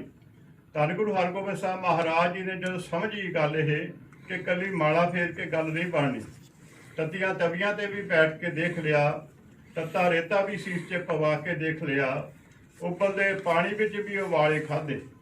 ये गुरु नानक की सिੱਖੀ है, एक देगां दे विच कड़ के बनी है, ये तत्तियां तवियां दे उत्ते रड़ के बनी है। ये गुरु नानक की सिੱਖੀ है। ते गुरु साहब जी ने महसूस किया कि हुण ये इस तरह माड़ा फेरिया कली गल नहीं बननी। ते सतगुरु सच्चे पातशाह जी ने तकरीबन 11-12 साल की उम्र के सतगुरु जी ने गुरता गद्दी प्राप्त हुई। श्री गुरु अर्जन देव जी महाराज जी के शहीद होने तो बाद ते महाराज सच्चे पातशाह जी ने उस वेले हुक्म किया सिखां नूं, भाई हुण मैनूं रस्ता बस्ता ना लैके आयो, हुण मैनूं माया की लोड़ नहीं, मैनूं नौजवान चाहिए हैं, मैनूं शस्त्र चाहिए हैं। ते मीरी पीरी दियां दो श्री साहिबां बाबा बुढ़ा साहब जी ने सतगुरु जी ने पहनाउणियां कीतियां, राज तिलक दिता, एक मीरी दी एक पीरी दी, एक सत दी एक सता दी, एक आत्म रस दी एक वीर रस दी। दोनों रस गुरु के सिख दे विच होने चाहिए, आत्म रस भी ते वीर रस भी। आत्म रस अंदर रह करके गुरु का सिख गुरबाणी पढ़ता है, सरबत दा भले वास्ते अरदास करता है रोज। ते वीर रस जदों साडी आन ते शान दे उत्ते कोई चढ़ के आवे फिर उन्होंने जवाब देना, ਵੀ ਫਰਜ਼ ਬਣਦਾ ਹੈ। ਸੋ ਸ੍ਰੀ ਗੁਰੂ ਹਰਗੋਬਿੰਦ ਸਾਹਿਬ ਤੋਂ ਮਹਾਰਾਜ ਜੀ ਤੋਂ ਬਾਅਦ ਸਮਾਂ ਆਇਆ ਸ਼ਾਂਤੀ ਦਾ। 7ਵੇਂ ਪਾਤਸ਼ਾਹ ਸ੍ਰੀ ਗੁਰੂ ਹਰਿਰਾਏ ਸਾਹਿਬ ਜੀ ਮਹਾਰਾਜ, ਜਿਨ੍ਹਾਂ ਨੇ 2200 ਘੋੜਸਵਾਰ ਨਾਲ ਰੱਖੇ, ਜੰਗੀ ਸ਼ਾਸਤਰ ਨਾਲ ਰੱਖੇ, ਪਰ ਉਹਨਾਂ ਨੇ ਕੋਈ ਜੰਗ ਨਹੀਂ ਕੀਤਾ। ਇੰਨਾ ਪਰਉਪਕਾਰੀ ਸੁਭਾਅ, ਜੰਗਲ ਦੇ ਵਿੱਚ ਸ਼ਿਕਾਰ ਕਰਨ ਜਾਂਦੇ ਸੀ, ਜਿਹੜੇ ਪੰਛੀ ਜ਼ਖਮੀ ਹੁੰਦੇ ਸਨ ਉਹਨਾਂ ਨੂੰ ਲਿਆ ਕੇ ਇਲਾਜ ਕਰਕੇ ਫਿਰ ਜੰਗਲ ਵਿੱਚ ਛੱਡ ਦਿਆ ਕਰਦੇ ਸੀ। ਔਰ ਦਵਾਖਾਨਾ ਚਲਾਇਆ, ਜਿਹੜੀ ਦੁਨੀਆ ਦੇ ਵਿੱਚ ਕਿਤੋਂ ਦਵਾ ਨਹੀਂ ਸੀ ਮਿਲਦੀ। ਦਾਰਾ ਸ਼ਿਕੋ ਵਰਗਿਆਂ ਨੂੰ ਦਵਾਈਆਂ ਗੁਰੂ ਹਰਿਰਾਏ ਸਾਹਿਬ ਮਹਾਰਾਜ ਜੀ ਦੇ ਦਵਾਖਾਨੇ ਵਿੱਚੋਂ ਚੱਲੀਆਂ। ਸੋ ਦਾਸ ਨੇ ਵੀ ਇਸ ਵਿਸ਼ੇ ਤੇ ਕੰਮ ਕੀਤਾ ਕਿ ਸ੍ਰੀ ਗੁਰੂ ਹਰਿਰਾਏ ਸਾਹਿਬ ਚੈਰੀਟੇਬਲ ਹਸਪੀਟਲ, ਜੋ ਸੁਭਾਗ ਸਭਾ ਸਾਨੂੰ ਦਾਸ ਨੂੰ ਮਿਲਿਆ ਬਣਾਉਣ ਵਾਸਤੇ, ਉੱਥੇ ਵਿੱਦਿਆ ਦਾ ਮੰਦਰ, ਸ੍ਰੀ ਗੁਰੂ ਹਰਿਰਾਏ ਸਾਹਿਬ ਕਾਲਜ ਫਾਰ ਵਿਮਨ, ਲੜਕੀਆਂ ਦਾ ਕਾਲਜ, ਜੋ ਲੜਕੀਆਂ ਨੂੰ ਬਹੁਤ ਦੂਰ ਬੱਸਾਂ ਤੇ ਚੜ੍ਹ ਕੇ ਜਾਣਾ ਪੈਂਦਾ ਸੀ, ਮਹਿਸੂਸ ਕੀਤਾ ਦਾਸ ਨੇ। ਸਤਿਕਾਰਯੋਗ ਮੇਰੇ ਮਾਮਾ ਜੀ ਜਥੇਦਾਰ ਬਾਬਾ ਨਿਹਾਲ ਸਿੰਘ ਜੀ, ਉਹਨਾਂ ਨੂੰ ਬੇਨਤੀ ਕੀਤੀ ਕਿ ਆਪਾਂ ਲੜਕੀਆਂ ਦੇ ਕਾਲਜ ਬਣਾਈਏ। ਲੜਕੇ ਨੱਠ ਭੱਜ ਕੇ ਬੱਸਾਂ ਤੇ ਚੜ੍ਹ ਕੇ ਦੂਰ ਦੂਰ ਜਾ ਕੇ ਵਿੱਦਿਆ ਪ੍ਰਾਪਤ ਕਰਦੇ। ਸਾਡੀਆਂ ਬੱਚੀਆਂ 10-10 ਪੜ੍ਹ ਕੇ ਆਪਣੇ ਘਰੇ ਰਹੀ ਜਾਂਦੀਆਂ। ਇੱਕ ਬੇਟੀ ਪੜ੍ਹ ਜਾਵੇ, 2 ਪਰਿਵਾਰ ਪੜ੍ਹ ਜਾਂਦੇ, ਸਹੁਰਿਆਂ ਦਾ ਵੀ ਤੇ ਪੇਕਿਆਂ ਦਾ ਵੀ। ਇਸ ਕਰਕੇ ਬੱਚਿਆਂ ਨੂੰ ਬਹੁਤ ਜ਼ਰੂਰਤ ਸੀ ਪੜ੍ਹਾਉਣ ਵਾਸਤੇ। ਹੁਣ ਸ੍ਰੀ ਗੁਰੂ ਹਰਿਰਾਏ ਸਾਹਿਬ ਕਾਲਜ ਫਾਰ ਵਿਮਨ ਚੱਲ ਰਿਹਾ ਹੈ। 22 ਏਕੜ ਦੇ ਵਿੱਚ ਕਾਲਜ ਬਣਿਆ ਹੋਇਆ ਹੈ। ਦਾਸ ਤੋਂ ਉੱਥੋਂ ਵੀ ਗੁਰੂ ਸਾਹਿਬ ਜੀ ਨੇ ਸੇਵਾ ਲਈ। ਸੋ ਗੁਰਮੁਖ ਪਿਆਰਿਓ, ਸੋ ਇਹ ਸਾਨਾਮਤਾ ਇਤਿਹਾਸ ਵੇਲਾ ਆਇਆ ਗੁਰੂ ਤੇਗ ਬਹਾਦਰ ਮਹਾਰਾਜ ਸਾਹਿਬ ਜੀ ਦਾ ਆਪ ਜੀ ਨੇ ਸਰਵਣ ਕੀਤਾ ਹੈ, ਉਹ ਦੁਬਾਰੇ ਦੁਹਰਾਉਣ ਦੀ ਲੋੜ ਨਹੀਂ। ਉਸ ਤੋਂ ਬਾਅਦ ਗੁਰੂ ਸਾਹਿਬ ਜੀ ਦੇ ਪੋਤਰਿਆਂ ਦਾ ਸਮਾਂ ਆਇਆ। ਆਹ ਸਮਾਂ ਜਿਹੜਾ ਆ ਪੋਹ ਦਾ ਮਹੀਨਾ ਹੈ। 6 ਪੋਹ ਨੂੰ ਸ੍ਰੀ ਅਨੰਦਪੁਰ ਸਾਹਿਬ, ਸ੍ਰੀ ਅਨੰਦਗੜ੍ਹ ਦਾ ਕਿਲ੍ਹਾ ਛੱਡਣਾ ਪਿਆ।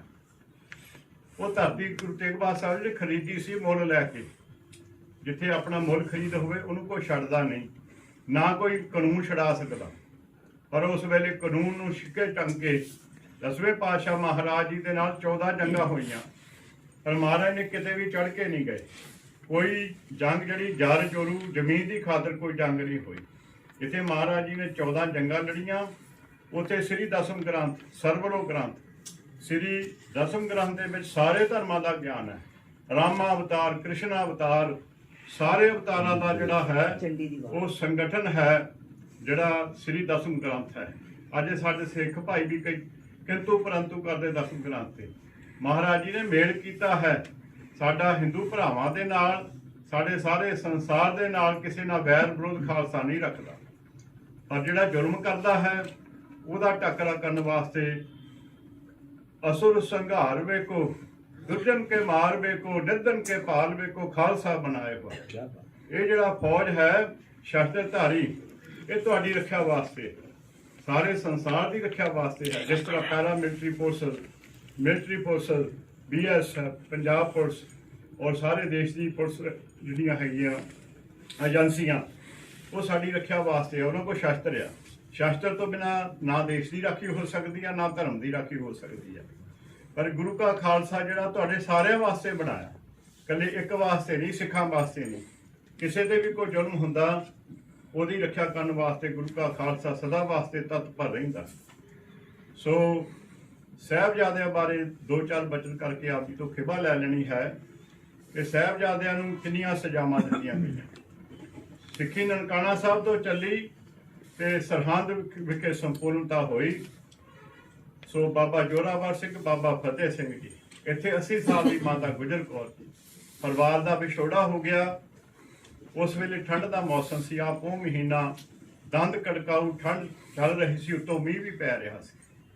ਪਰ ਉਸ ਵੇਲੇ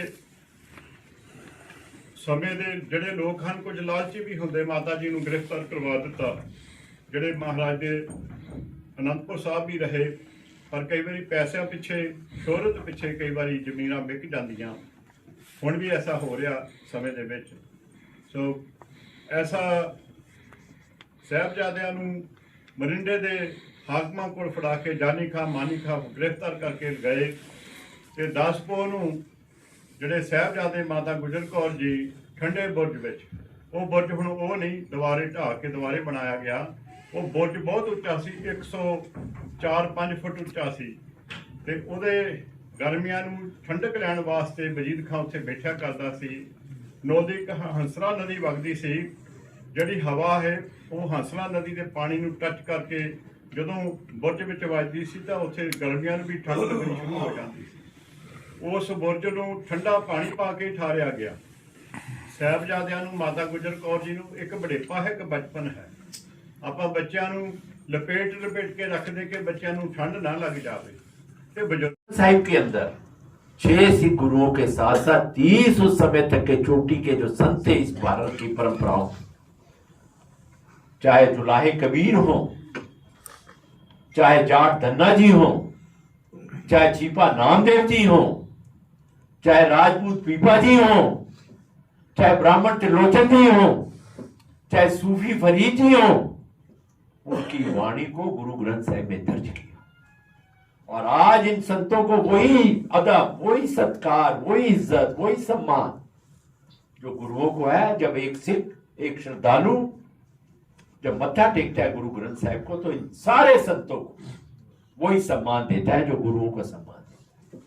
नानक का वही अदब है जो कबीर का है। कबीर ने तो एक जगह कहा भी, कबीर जी की वाणी तो अथाह है। कबीर जी ने कहा गुरु ग्रंथ साहिब में, कोई बोले राम राम, कोई खुदाए, कोई से भी गुसैया, कोई अलाए, कोई नावे तीरथ, कोई हज जाए, कोई करे पूजा, कोई शीश नवाए, कोई पढ़े वेद, कोई कतेब, कोई ओढ़े नील, कोई सफेद। इसमें विवाद मत करो। कोई सफेद कपड़ा धारण कर रहा है, कोई नीला कर रहा है। उस समय क्योंकि दो ही परंपराएं थी इस देश में, इस्लाम की और सनातन परंपरा, तो उन्होंने कहा इसमें कोई झगड़ने की जरूरत नहीं। आज भी इस बात की जरूरत है कि हम देश के प्रति हमारी वफादारी, हमारी निष्ठा, हमारी प्रतिबद्धता रहनी चाहिए। हमारी पथ परंपरा कोई भी हो, चाहे पूजा की पद्धति कुछ भी हो, लेकिन देश के प्रति हमारी निष्ठा वो रहनी चाहिए। और एक तरफ गुरु गोविंद सिंह जी देखिए, ईश्वर के लिए कहते हैं, साच कहूं अपने शिष्यों को, कहते हैं अपने सिखों को, साच कहूं सुन लियो सबे, जिन प्रेम कियो तिन ही प्रभ पाए। कि प्रेम करो, सुन लो कान खोलकर अच्छी तरह, अपने शिष्यों को कहते हैं। ईश्वर को पाना है तो इंसानों से प्रेम करो। और दूसरी तरफ अगर अत्याचार हो रहे हैं, अगर पीड़ाएं दी जा रही हैं, सारे चारों साहिबजादों की शहादत के बाद भी, अपने पिता की शहादत के बाद भी, माछीवाड़ा के जंगलों में नंगे पांव चलने के बाद भी, पत्थरों को सिराना बनाकर सोने के बाद भी, औरंगजेब को लिखते हैं जफरनामा में, चू कर रज हमें हीलते दरगुजश्त, हलाल अस्त बुर्दन बशमशीर दस्त। ये औरंगजेब, अगर संवाद के सारे रास्ते बंद हो जाएं, तो तलवार पर हाथ ले जाना और शमशीर को उठा लेना जायज होता है। घबरा नहीं रहे। एक तरफ शौर्य, एक तरफ प्रेम की बात, ये दोनों चीजें उन्होंने की गुरु गोविंद सिंह जी। तो हमारे को बहुत बड़ी शिक्षा, बहुत बड़ा संदेश हमारे को दिया। एक जगह कहा भी, सूरा सो पहचानिए जो लड़े दीन के, पुरजा पुरजा कट मरे कबू न छाटेंगे। सूरा सो पहचाने, शूरवीर वही नहीं है जिसने शस्त्र उठा रखे हैं। शूरवीर वो है जो दीन के लिए, हीन के लिए, कमजोर के लिए लड़ता है, संघर्ष करता है और अपने प्राणों को न्यौछावर कर देता है, लेकिन पीठ दिखाकर आता नहीं है।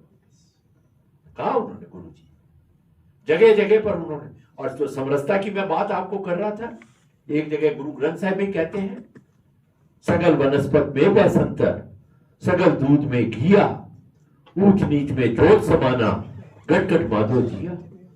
कि जिस तरीके से दुनिया की सारी वनस्पति में अग्नि मौजूद है, जिस तरीके से सारे प्राणियों के दूध में चिकनाहट मौजूद है, घी मौजूद है, उसी तरीके से सब में उसी परमात्मा की ज्योति है।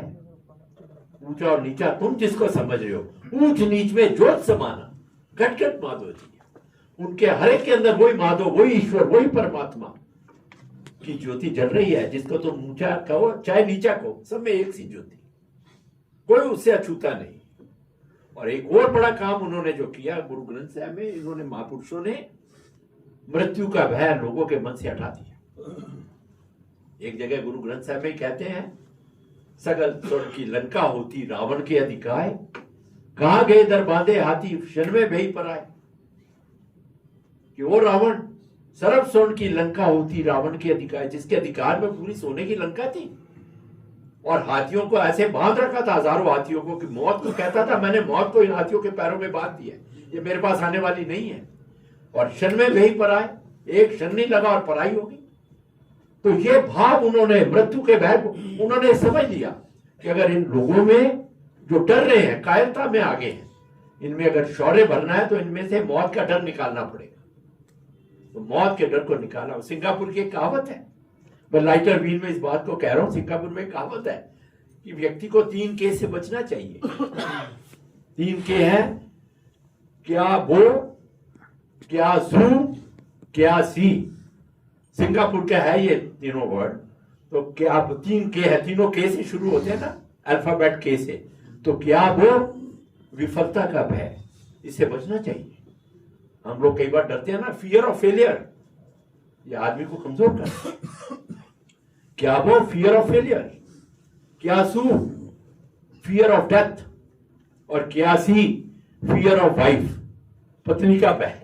अब मैं ये तो नहीं कहूंगा कि पत्नी का भय नहीं होना चाहिए, होना चाहिए, कोई बात नहीं है, क्योंकि व्यक्ति कई कारस्तानियों से बचता है।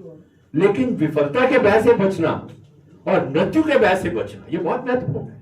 तो गुरुओं ने यह सिखाया कि मृत्यु के भय से मत डरो, कोई बात है, मृत्यु तो आनी है। इसीलिए गुरु तेग बहादुर जी 9वें श्लोकों में कहते हैं, 9वें मोहल्ले के श्लोकों में जगह जगह कहते हैं, और एक जगह तो गुरु तेग बहादुर जी भी कहते हैं, भय कऊ को देत नहीं, भय ना मानता। किसी को भय देना भी नहीं है, डराना नहीं है, लेकिन डरना भी नहीं है। ऐसे भाव गुरुओं ने अपने जीवन से हमारे को दिए। तो ये उनका बहुत बड़ा कार्य था, जिसको उन्होंने हमारे बीच में से ये चीजें हमारे को बताई, समझाई, और हमारे को चलने के लिए इनके ऊपर प्रेरित किया।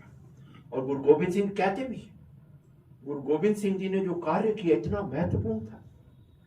किसी शायर ने कहा भी है, छाई जाती एकता, अनेकता बलाई जाती, होती कुचलता कतेबन कुरान की, पाप ही पर पक जाते, धर्म धसक जाते। औरंगजेब के समय में जो काल था, जिसमें हालात ऐसे हो रहे थे, छाई जाती एकता, अनेकता बलाई जाती, जो हमारे यहाँ जो प्लूरलिज्म है, होती कुचलता कतेबन कुरान की, पाप ही पर पक जाते, धर्म धसक जाते, परन गरक जाते, सहित विधान के, देवी देव दोहरे, संतोष सिंह दूर होते, रीति मिट जाती, कथा वेदन पुराण की। श्री गुरु गोविंद सिंह पावन परम सूर, मूर्ति ना होती जो पे करुणा निधान की। तो गुरु गोविंद सिंह जी का ये एक बहुत बड़ा कार्य था। कुरान की कुचलता ही हमारे को प्रभावित करती है। ये हमारे यहाँ पर जो कथा का, वेदों को पढ़ने का, पुराण को पढ़ने का, ये जो परंपरा चल रही थी, उसको तहस नहस कर दिया जाता। तो गुरु गोविंद सिंह जी उस समय पर्वत की तरह उनके सामने खड़े हो गए। तो ये हमारे गौरवशाली इतिहास है। और अभी जब ये अपना संबोधन दे रहे थे राजेंद्र जी, इन्होंने कहा भी इस बात को कि जो संस्थाएं, जो समाज, जो कौम, जो देश अपने इतिहास को भूल जाते हैं, इतिहास की गलतियों को भूल जाते हैं, वो उन गलतियों को दोहराने के लिए अभिशप्त होते हैं। तो आज ये बहुत बड़ी जरूरत है, जो स्वयं की घोषणा है वो हमारे पूजा स्थलों पर तो होनी चाहिए। स्वयं की घोषणा। अभी आदरणीय राजेंद्र जी पाथे कर्ण के अंदर लेख छपे, अभी विशेषांक था स्व के ऊपर, पूरे सारे लेख थे। आपके छोटे भाई को भी उसमें गुरुद्वारों के अंदर जो हमारे यहाँ पर जो परंपराएं हैं उनके बारे में जिक्र किया। लेकिन अपने जीवन के आचरण के अंदर भी स्वयं की घोषणा करना आज बहुत जरूरी है। आज जैसा अभी बता रहे थे कि कितनी ये दुर्भाग्य की बात है इस देश के अंदर, जहां पर अब 98% हमारी आबादी है, वहां पर जो शहादत के दिनों में हम सेंटा क्लॉज और मैरी और हैप्पी क्रिसमस करते हैं। जिनका धर्म है उनको मुबारक इसकी, कोई बात नहीं, हर्ज नहीं। लेकिन हम भी उसके अंदर बह जाए, हम भी डांस करते रहे, पार्टियों के अंदर जाते रहे, गिलासों को टनकारते रहे। और उन दिनों के अंदर माझीवाड़ा के जंगलों में गुरु गोविंद सिंह जी नंगे पांव चलते थे। मित्र प्यारे नो हाल मुरीदा दा कहना, पत्थर को सिरहाना बनाकर, जैसा मैं कह रहा था, सोते थे, नंगे पांव चलते थे इस सर्दी के दिनों में। और ठंडी बुर्ज के अंदर माता गुजरी जी और दोनों साहिबजादे ठंडी जमीन पर, जो ठंडा बुर्ज था, इतनी ठंड होती थी, और उस ठंड के अंदर ठंडा बुर्ज, उसके फर्श पर, नंगे फर्श पर माता गुजरी जी और दोनों साहिबजादे सोए थे। आज भी इसीलिए पंजाब के अंदर बहुत से सिख परिवारों के अंदर इन शहादत के इन 7 दिनों के अंदर लोग वह जमीन पर सोते हैं। और कुछ लोग हमारे मैरी क्रिसमस और हैप्पी क्रिसमस करें, सेंटा क्लॉज की गिफ्टों का इंतजार करें, ये हमारे लिए अच्छी बात नहीं है, शर्म की बात है। तो इसलिए हमें जागना चाहिए इनके, क्योंकि विदेशियों ने हमारे विचारों को पकड़कर, हमारे विचारों को बदल कर ही हमें गुलाम बनाया था। नहीं तो जब अंग्रेज भी हिंदुस्तान में थे तो किसी भी समय 200 सालों के अंदर 50,000 से ज्यादा वो नहीं थी, और हमारी आबादी तो करोड़ों में थी। तो इसलिए हुआ कि अपने विचारों से हमारे को गुलाम बना दिया। तो विचारों से हम प्रखर हों, और जहां पर हमें ताकत दिखाने की जरूरत पड़े वहां पर ताकत दिखाएं। रामधारी सिंह जी दिनकर ने कहा था, प्रेरित होकर गुरु गोविंद सिंह जी से, जब झांसी की लक्ष्मीबाई, शहीद आजम भगत सिंह, उधम सिंह, ऐसे शूरवीरों की जब कुर्बानियों को कम कर रखा जा रहा था स्वतंत्रता आंदोलन के दिनों में, उन दिनों में रामधारी सिंह जी दिनकर ने कहा था, जो पुण्य अहिंसा जप रहे उन्हें जपने दो, जैसे सदियां थक चुकी उन्हें भी थकने दो। हम देख चुके सब पुण्य कमाकर, सौभाग्य दान गौरव अभियान कमाकर, कि सारे जहां को जिसने इल्मो हुनर दिया था, विक्रमशिला, तक्षशिला, नालंदा, उस समय शिक्षा के इतने बड़े केंद्र थे इस देश के अंदर। और आगे जब वो कहता है कि टूटे थे जो सितारे फारस के आसमां से, फिर ताप दे के जिसने चमकाए कहकशा से, वहदत की लय उठी थी दुनिया में जिस मकाम में, मेरे अरब को आई ठंडी हवा जहां से। मेरा वतन वही है, मेरा वतन वही। दुनिया में 8 धार्मिक परंपराएं हैं जो आज भी बहुत बड़ी परंपराएं हैं। उनमें सबसे बड़ी, सबसे पहले की प्राचीन सनातन परंपरा जो हमारे यहां पर इस देश में है, दूसरी जैन परंपरा, बौद्ध परंपरा और सिख परंपरा जो सबसे बाद में आई। ये भारत में जन्मी हुई 4 परंपराएं हैं। और उसी तरीके से 4 दूसरी बड़ी धार्मिक परंपराएं, ईसाइयत की परंपरा, क्रिश्चियनिटी, इस्लाम, जुडाइज्म यहूदियों का धर्म, और ज़ोरास्ट्रियनिज्म जो पर्शिया में जन्मा पारसियों का था। ये 4 दूसरी परंपराएं बड़ी, इस्लाम, क्रिश्चियनिटी, जुडाइज्म और ज़ोरास्ट्रियनिज्म। शायर इस्लाम को मानता है लेकिन कहता है मेरे अरब को आई ठंडी हवा जहां से। ये 4 धर्मों की जन्मभूमि वेस्ट एशिया, जेरूसलम, मक्का, तेहरान ये रही है। लेकिन शायर कहता है इनको भी जो ठंडी हवा मिली थी, इन परंपराओं को इशारा जो मिला था, प्रेरणा जो मिली थी, वो भारत की भूमि से मिली थी। इतनी बड़ी भारत की परंपरा रही।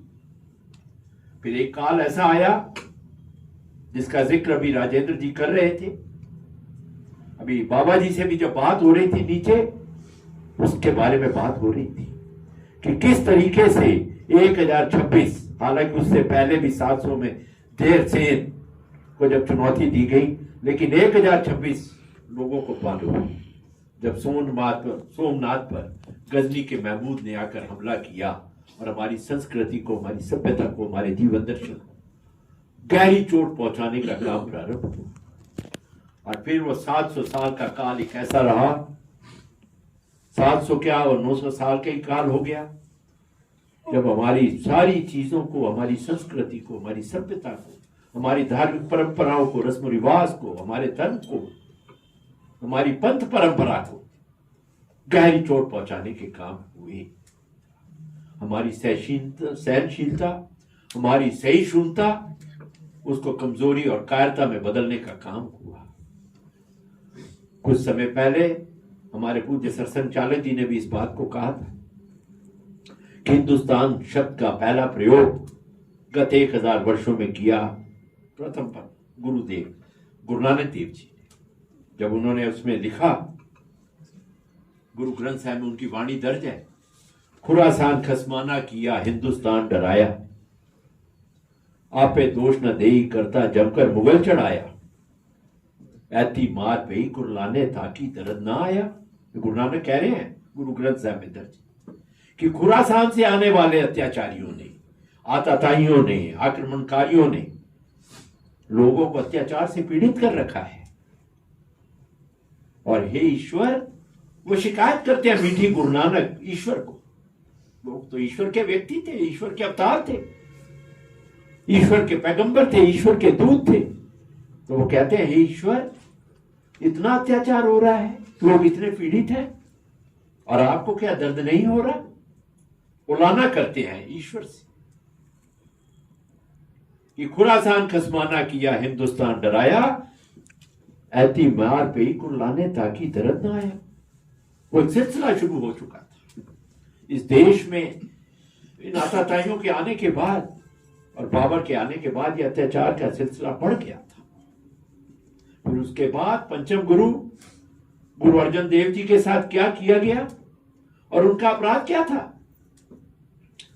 जहांगीर के भाई खुसरो को जहांगीर अपना परिवार चलाने के लिए भी पैसा नहीं देता था। बाहर वालों को तो छोड़िए, घर वालों के साथ भी वैसा व्यवहार करता था। और खुसरो रोता हुआ, उसको परिवार चलाने के लिए पैसा नहीं मिल रहा, तो वो रोता हुआ गया वहां गुरु अर्जुन देव जी के पास और कहा कि मेरे साथ तो ये हो रहा है, मेरे को परिवार चलाना मुश्किल है, मेरे को जलील तो किया ही जा रहा है, मेरे को थोड़ा सा पैसा भी नहीं दिया जाता जिससे मैं अपना परिवार चला सकूं। और उस काल में रामधारी सिंह जी दिनकर लिखते हैं संस्कृति के 4 अध्याय में, रामधारी सिंह जी दिनकर ने बहुत सुंदर विवरण दिया है सारी परंपराओं के संस्कृति के 4 अध्याय में। उसमें लिखते हैं कि उस समय गुरु अर्जुन देव जी ने, संत थे, महापुरुष थे, 5वें नानक थे, उन्होंने 5,000 रुपए उस समय के अंदर खुसरो को दिए मदद के लिए। और ये बात जब जहांगीर तक पहुंची तो जहांगीर का गुस्सा तो बहुत बढ़ गया कि मैं जिस भाई को पीड़ित कर रहा हूं, सजा दे रहा हूं, निग्लेक्ट कर रहा हूं, इग्नोर कर रहा हूं, उसको गुरु अर्जुन देव जी ने 5,000 रुपए दे दिए। इतना सा अपराध था। और फिर इस देश ने जहांगीरी न्याय, कुछ लोग तथाकथित धर्मनिरपेक्ष ताकतें कहती है कि जहांगीर का न्याय तो बहुत मशहूर था। उन्हीं गुरु अर्जन देव जी को तत्ती गरम तवे पर बिठाया गया और उन पर गरम रेत डाली गई और इस तरीके से उनकी शहादत हुई गुरु अर्जन देव जी। फिर ये सिलसिला और आगे चल रहा था। गुरु हरगोबिंद जी जब छठे नानक ने जब जिम्मेदारी संभाली तो उन्होंने कहा गुरु अर्जुन देव जी के साथ जो घटना हुई थी, उन्होंने कहा बहुत हो चुका, इस तरीके से अगर हमारे को बलिदान ही देने पड़ेंगे तो कहां पहुंचेंगे हम? फिर हमारी संस्कृति की, हमारी परंपराओं की, हमारे रस्म रिवाज की हम रक्षा कैसे कर पाएंगे? इसलिए उन्होंने उस काल के अंदर गुरु हरगोबिंद पीढ़ी और मीरी का, शास्त्र और शस्त्र का, संत और सिपाही का एक कॉम्बिनेशन जो है, शक्ति और भक्ति का कॉम्बिनेशन इस देश के सम्मुख प्रस्तुत किया। वो 2 तलवारें ग्रहण करा करते थे, एक पीढ़ी की, एक मीरी की, क्योंकि भक्ति के साथ शक्ति की बहुत बड़ी जरूरत है। अगर शक्ति नहीं होगी तो भक्ति भी कर पाना उस काल के अंदर बेहद मुश्किल था, क्योंकि अत्याचार थे, आतताई थे, तो धर्मांतरण के लिए दबाव डालते थे। तो उस काल के अंदर 2 ये मीरी और पीढ़ी की बात का संदेश गुरु हरगोबिंद जी ने। और औरंगजेब के आते वक्त आया जब औरंगजेब, तो इन अत्याचारों की पराकाष्ठा होने लगी। कुछ इतिहास विज्ञों ने तो इसमें दर्ज किया है कि 56 मन जनों इकट्ठा करने के बाद, उतारने के बाद, तो भोजन करने के बाद गुरु तेग बहादुर जी के साथ क्या किया गया जब सबको मालूम है।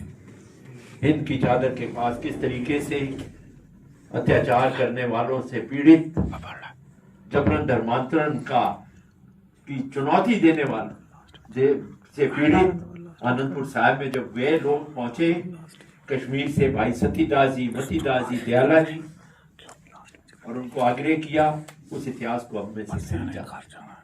इस देश का बच्चा बच्चा जानने लग गया किस तरीके से फिर यहाँ पर दिल्ली के अंदर उनको यहाँ पर शीशगंज पर कैसे आए, वो सब आपको मालूम है, और क्या उनके साथ किया गया ये भी आप सबको।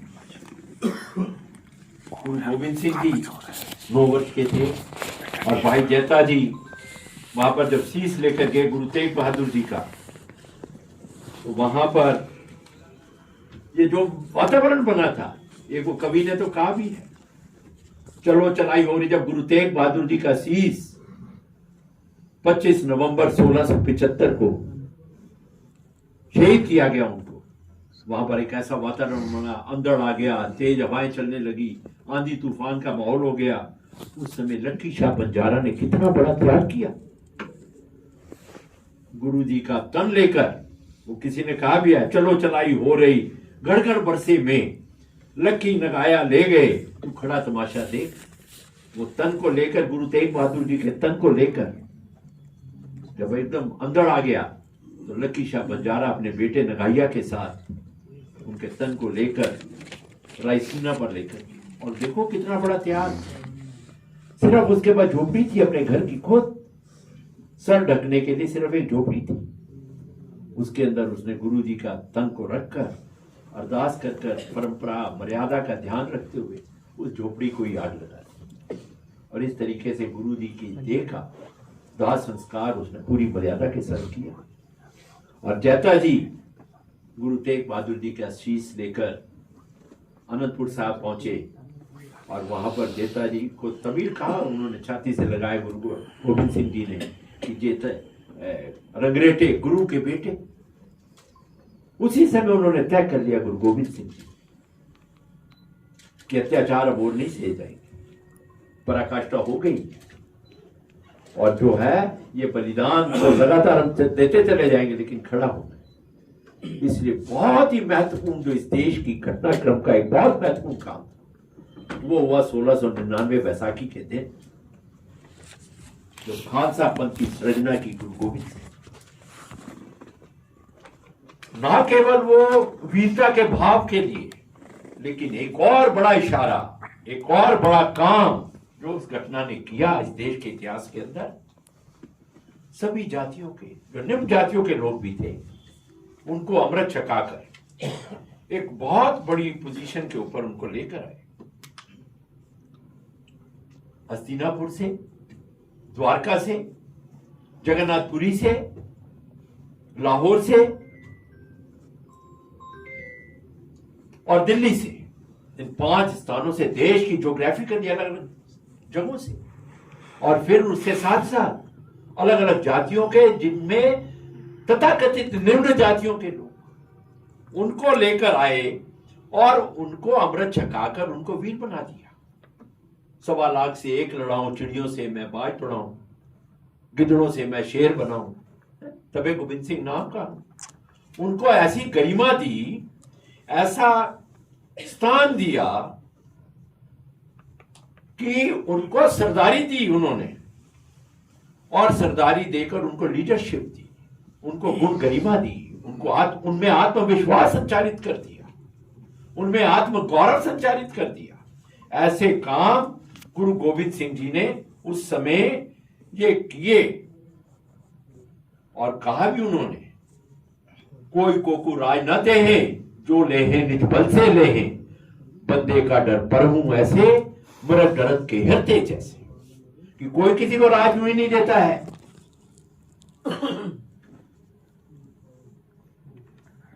जो लेहे निज बल से लेहे। अगर तुम्हारे में निजता में ताकत होगी तो तभी तुम्हें राज मिलेगा। बंदे का डर पर हूं ऐसे, मरद डरत के हरते जैसे कहते हैं। उन्होंने अपने सिखों को, जिनको सिंह बनाया था, उन्होंने कहा कि इतना शौर्य तुम्हारे में होनी चाहिए, इतनी वीरता तुम्हारे में होनी चाहिए कि दुश्मन जब तुम्हें देखे तो ऐसे डरकर भयभीत हो जाए, जैसे शेर को देखकर मृग जो है, हिरण कांप उठता है, उसकी प्राण सूख जाते हैं, वैसे ही दुश्मन तुम्हें देखकर। इसलिए उन्होंने 1.25 लाख से 1 लड़ाओ। तो ऐसा वीरता का, शौर्य का, बहादुरी का जज्बा उन्होंने अपने सिखों को, जिनको उन्होंने सिख बना दिया था, भर दिया। तो दो बड़ी महत्वपूर्ण घटनाएं घटी। निम्न जातियों के लोगों को गौरव देना और शास्त्र के साथ साथ उनको शस्त्र से सुसज्जित करना। इतना बड़ा काम हुआ जो इस देश में नहीं हो रहा था। दूसरा और बड़ा काम भी जो उन्होंने गुरु गोविंद सिंह जी ने किया, हालांकि हम यहां पर त्याग और बलिदान की बात नहीं है, लेकिन सामाजिक समरसता के लिए जितना बड़ा काम। के पास चला जा, उस कुटिया में एक अध्यापक रहता है, एक संत रहता है, उनसे मिल लीजिए। वह विद्यार्थी उस भरी दोपहर के अंदर यमुना पार करके कुटिया का दरवाजा खटखटा देता है। अंदर से एक आवाज आती है, कौन हो तुम? वो विद्यार्थी बोलता है, यही जानने के लिए आया हूं। मित्रों, दरवाजा खुल जाता है। अध्यापक को एक अच्छे शिष्य की आवश्यकता थी, शिष्य को एक अच्छे अध्यापक की आवश्यकता थी। दोनों का मेल हो जाता है, वो दयानंद बन जाते हैं। उसी नाम पर आपका विश्वविद्यालय डीएवी, वो दयानंद नहीं बनते यदि मैं कौन हूं, शिक्षा को इसका उत्तर देना होगा। शिक्षा के अंदर पहला प्रश्न खड़ा होता है कि मैं यहां क्यों हूं, आप इस ऑडिटोरियम में क्यों हो, आप मनुष्य रूप में क्यों बने, आप इस देश के अंदर क्यों आए, आपने इसी विश्वविद्यालय के अंदर एडमिशन क्यों ली। क्या आप सबके पास इसके उत्तर हैं? यदि कोई उत्तर बता सकता है तो खड़ा होकर बोल सकता है। यदि आपके पास वो उत्तर नहीं है तो शिक्षा से आप बहुत दूर हो। आप हो सकता है वो परीक्षा पास करने के लिए यहां बैठे हो, और आज के युग में परीक्षा पास करने वाले व्यक्ति की कोई वैल्यू नहीं है। आज दुनिया को ऐसे विद्यार्थियों की आवश्यकता नहीं है जो डिग्रीधारी हैं और सर्टिफिकेट अपने गले में अनेकों लटकाकर घूमते हैं और बेरोजगारों की फौज बनाकर नारा और आंदोलन करते हैं। आज दुनिया को ऐसे व्यक्तियों की जरूरत नहीं है। ये युग बदल गया, युग बदल गया कि मुझे यह क्या करना है, मुझे क्यों करना है। और भारत की शिक्षा की दृष्टि यही है। यहाँ ये जो व्याख्यान होते हैं, लेक्चर होते हैं, ये भारत की शिक्षा का छोटा भाग है। भारत कि सारे जहां को जिसने इल्म हुनर दिया था, विक्रमशिला, तक्षशिला, नालंदा, उस समय शिक्षा के इतने बड़े केंद्र थे इस देश के अंदर। और आगे जब वो कहता है कि टूटे थे जो सितारे फारस के आसमां से, फिर ताप दे के जिसने चमकाए कहकशा से, वहदत की लय उठी थी दुनिया में जिस मकाम में, मेरे अरब को आई ठंडी हवा जहां से। मेरा वतन वही है, मेरा वतन वही। दुनिया में 8 धार्मिक परंपराएं हैं जो आज भी बहुत बड़ी परंपराएं हैं। उनमें सबसे बड़ी, सबसे पहले की प्राचीन सनातन परंपरा जो हमारे यहां पर इस देश में है।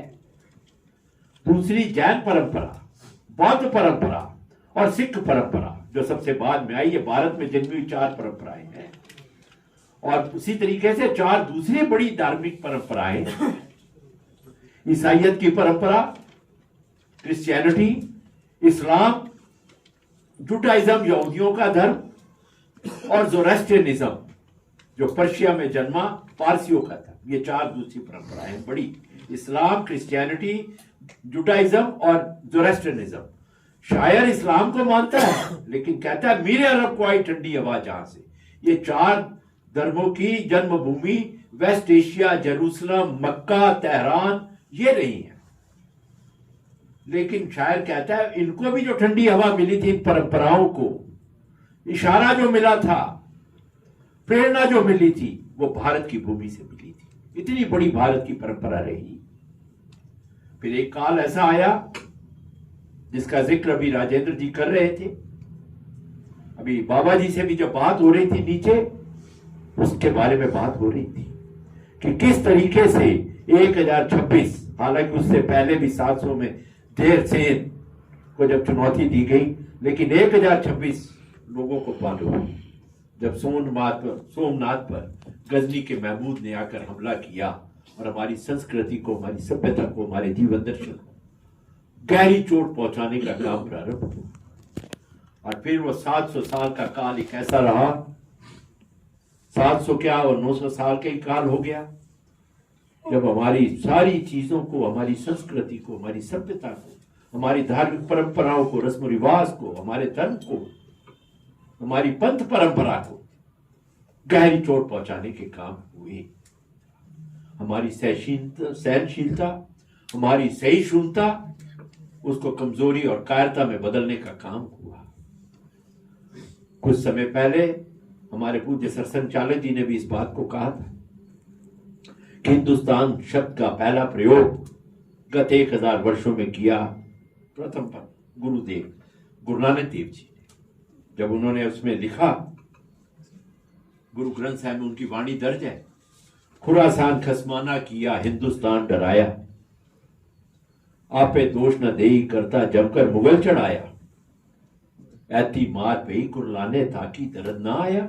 गुरु नानक कह रहे हैं गुरु ग्रंथ साहिब में दर्ज कि खुरासान से आने वाले अत्याचारियों ने, आतताइयों ने, आक्रमणकारियों ने लोगों को अत्याचार से पीड़ित कर रखा है। और हे ईश्वर, वो शिकायत करते हैं मीठी गुरु नानक ईश्वर को। लोग तो ईश्वर के व्यक्ति थे, ईश्वर के अवतार थे, ईश्वर के पैगंबर थे, ईश्वर के दूत थे। तो वो कहते हैं हे ईश्वर, इतना अत्याचार हो रहा है, लोग इतने पीड़ित हैं और आपको क्या दर्द नहीं हो रहा? उलाना करते हैं ईश्वर से कि खुरासान खसमाना किया हिंदुस्तान डराया, ऐती मार पे कुरलाने ताकि दर्द ना आया। वो एक सिलसिला शुरू हो चुका था इस देश में। इन आतताइयों के आने के बाद और बाबर के आने के बाद यह अत्याचार का सिलसिला बढ़ गया था। फिर उसके बाद पंचम गुरु गुरु अर्जन देव जी के साथ क्या किया गया और उनका अपराध क्या था? जहांगीर के भाई खुसरो को जहांगीर अपना परिवार चलाने के लिए भी पैसा नहीं देता था। बाहर वालों को तो छोड़िए, घर वालों के साथ भी वैसा व्यवहार करता था।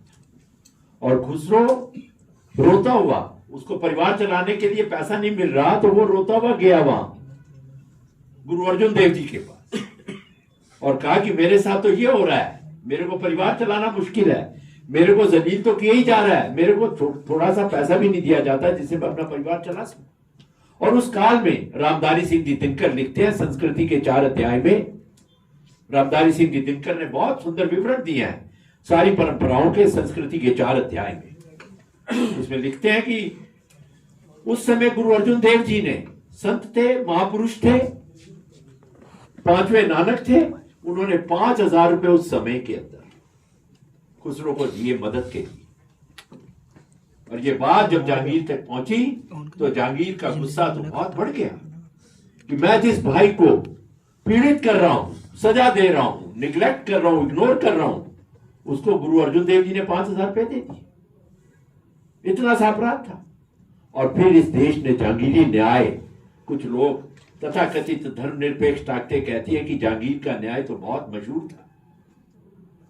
उन्हीं गुरु अर्जन देव जी को तत्ती गरम तवे पर बिठाया गया और उन पर गरम रेत डाली गई और इस तरीके से उनकी शहादत हुई गुरु अर्जन देव जी। फिर ये सिलसिला और आगे चल रहा था। गुरु हरगोबिंद जी जब छठे नानक ने जब जिम्मेदारी संभाली तो उन्होंने कहा गुरु अर्जुन देव जी के साथ जो घटना हुई थी, उन्होंने कहा बहुत हो चुका, इस तरीके से अगर हमारे को बलिदान ही देने पड़ेंगे तो कहां पहुंचेंगे हम? फिर हमारी संस्कृति की, हमारी परंपराओं की, हमारे रस्म रिवाज की रक्षा कैसे कर पाएंगे? इसलिए उन्होंने उस काल के अंदर गुरु हरगोबिंद पीढ़ी और मीरी का, शास्त्र और शस्त्र का, संत और सिपाही का एक कॉम्बिनेशन जो है, शक्ति और भक्ति का कॉम्बिनेशन इस देश के सम्मुख प्रस्तुत किया। वो 2 तलवारें ग्रहण करा करते थे, एक पीली की, एक मीरी की, क्योंकि भक्ति के साथ शक्ति की बहुत बड़ी जरूरत है। अगर शक्ति नहीं होगी तो भक्ति भी कर पाना उस काल के अंदर बेहद मुश्किल था, क्योंकि अत्याचार थे, आतताई थे, तो धर्मांतरण के लिए दबाव डालते थे। तो उस काल के अंदर दो ये मीरी और पीढ़ी की बात का संदेश गुरु हरगोबिंद जी ने दिया। और औरंगजेब के आते वक्त आया जब औरंगजेब, तो इन अत्याचारों की पराकाष्ठा होने लगी। कुछ इतिहास विज्ञों ने तो इसको दर्ज किया है कि 56 मन जनों इकट्ठा करने के बाद, उतारने के बाद, तो भोजन करने के बाद गुरु तेग बहादुर जी के साथ क्या किया गया, जब सबको मालूम है।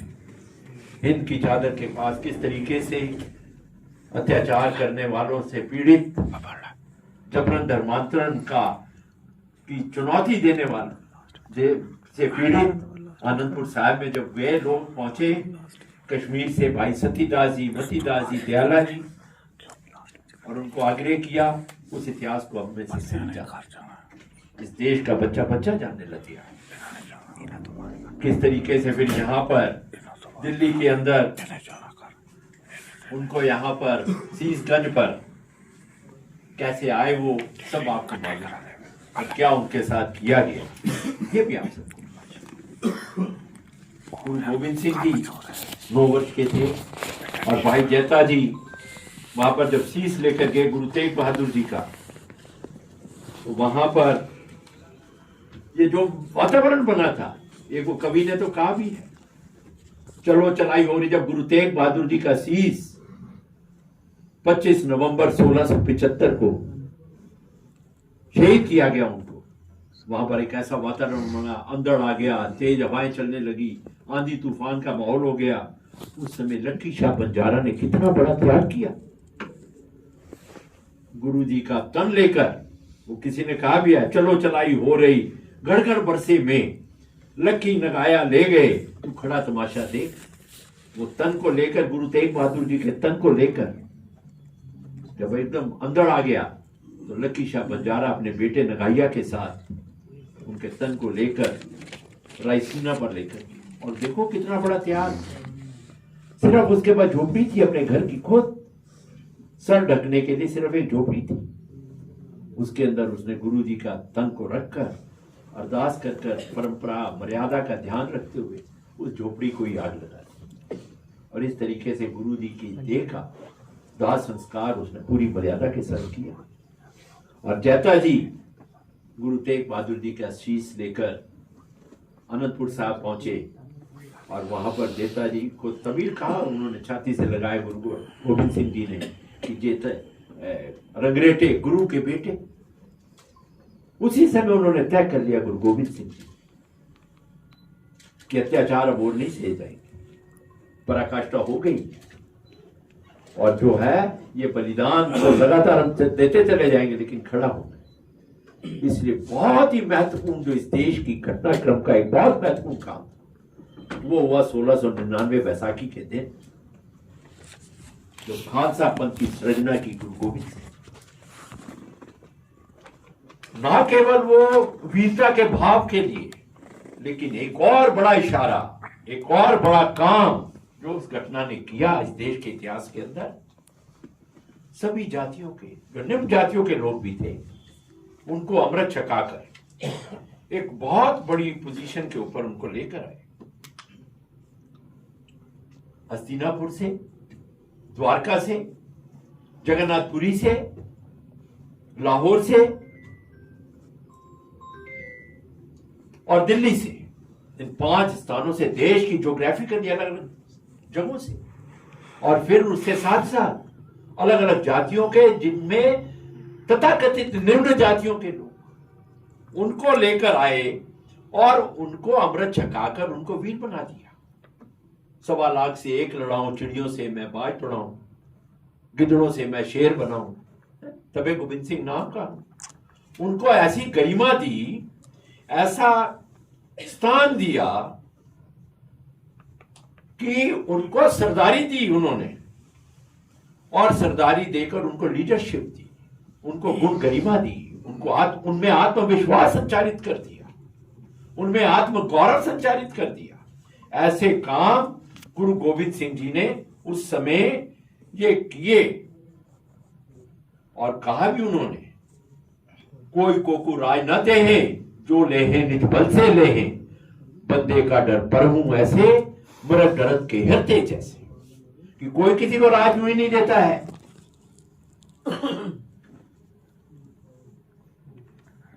जो लेहे निज बल से लेहे, अगर तुम्हारे में निजता में ताकत होगी तो तभी तुम्हें राज मिलेगा।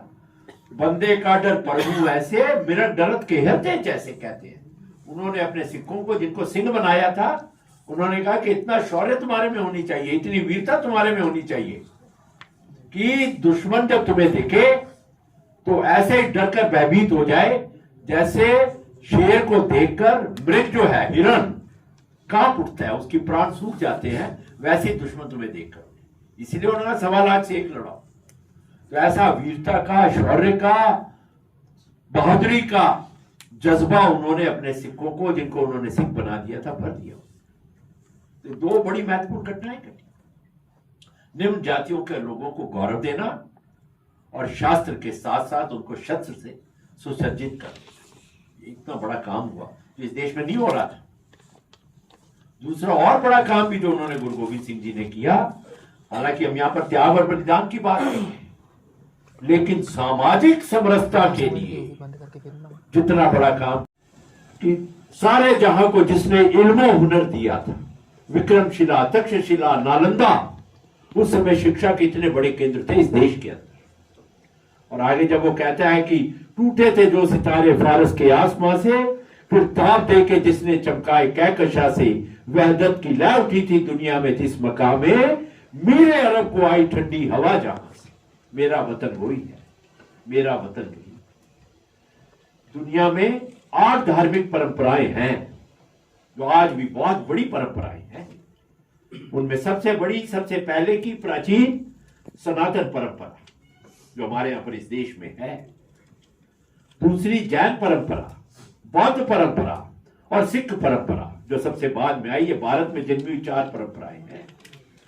और उसी तरीके से 4 दूसरी बड़ी धार्मिक परंपराएं, ईसाइयत की परंपरा, क्रिश्चियनिटी, इस्लाम, जुडाइज्म यहूदियों का धर्म, और ज़ोरास्ट्रियनिज्म जो पर्शिया में जन्मा पारसियों का था। ये 4 दूसरी परंपराएं बड़ी, इस्लाम, क्रिश्चियनिटी, जुडाइज्म और ज़ोरास्ट्रियनिज्म। शायर इस्लाम को मानता है लेकिन कहता है मेरे अरब को आई ठंडी हवा जहां से। ये 4 धर्मों की जन्मभूमि वेस्ट एशिया, जेरूसलम, मक्का, तेहरान ये रही है।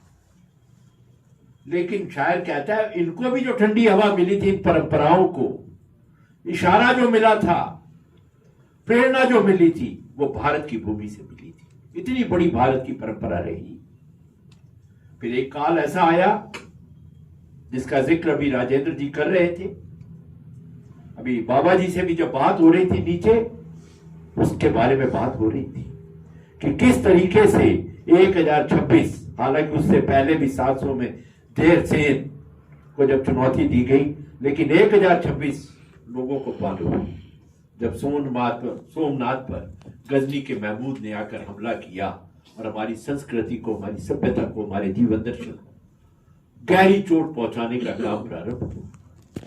और फिर वो 700 साल का काल एक ऐसा रहा, 700 क्या और 900 साल का ही काल हो गया, जब हमारी सारी चीजों को, हमारी संस्कृति को, हमारी सभ्यता को, हमारी धार्मिक परंपराओं को, रस्म रिवाज को, हमारे धर्म को, हमारी पंथ परंपरा को गहरी चोट पहुंचाने के काम हुए।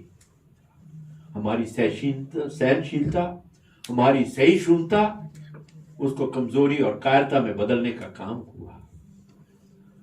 कुछ समय पहले हमारे पूज्य सरसंघचालक जी ने भी इस बात को कहा था कि हिंदुस्तान शब्द का पहला प्रयोग गत 1000 वर्षों में किया प्रथम पर गुरुदेव गुरु नानक देव जी ने, जब उन्होंने उसमें लिखा, गुरु ग्रंथ साहिब में उनकी वाणी दर्ज है, खुरासान खसमाना किया हिंदुस्तान डराया, आपे दोष न देई करता जमकर मुगल चढ़ाया, ऐती मार पे कुरलाने ताकि दर्द ना आया। गुरु नानक कह रहे हैं, गुरु ग्रंथ साहिब में दर्ज।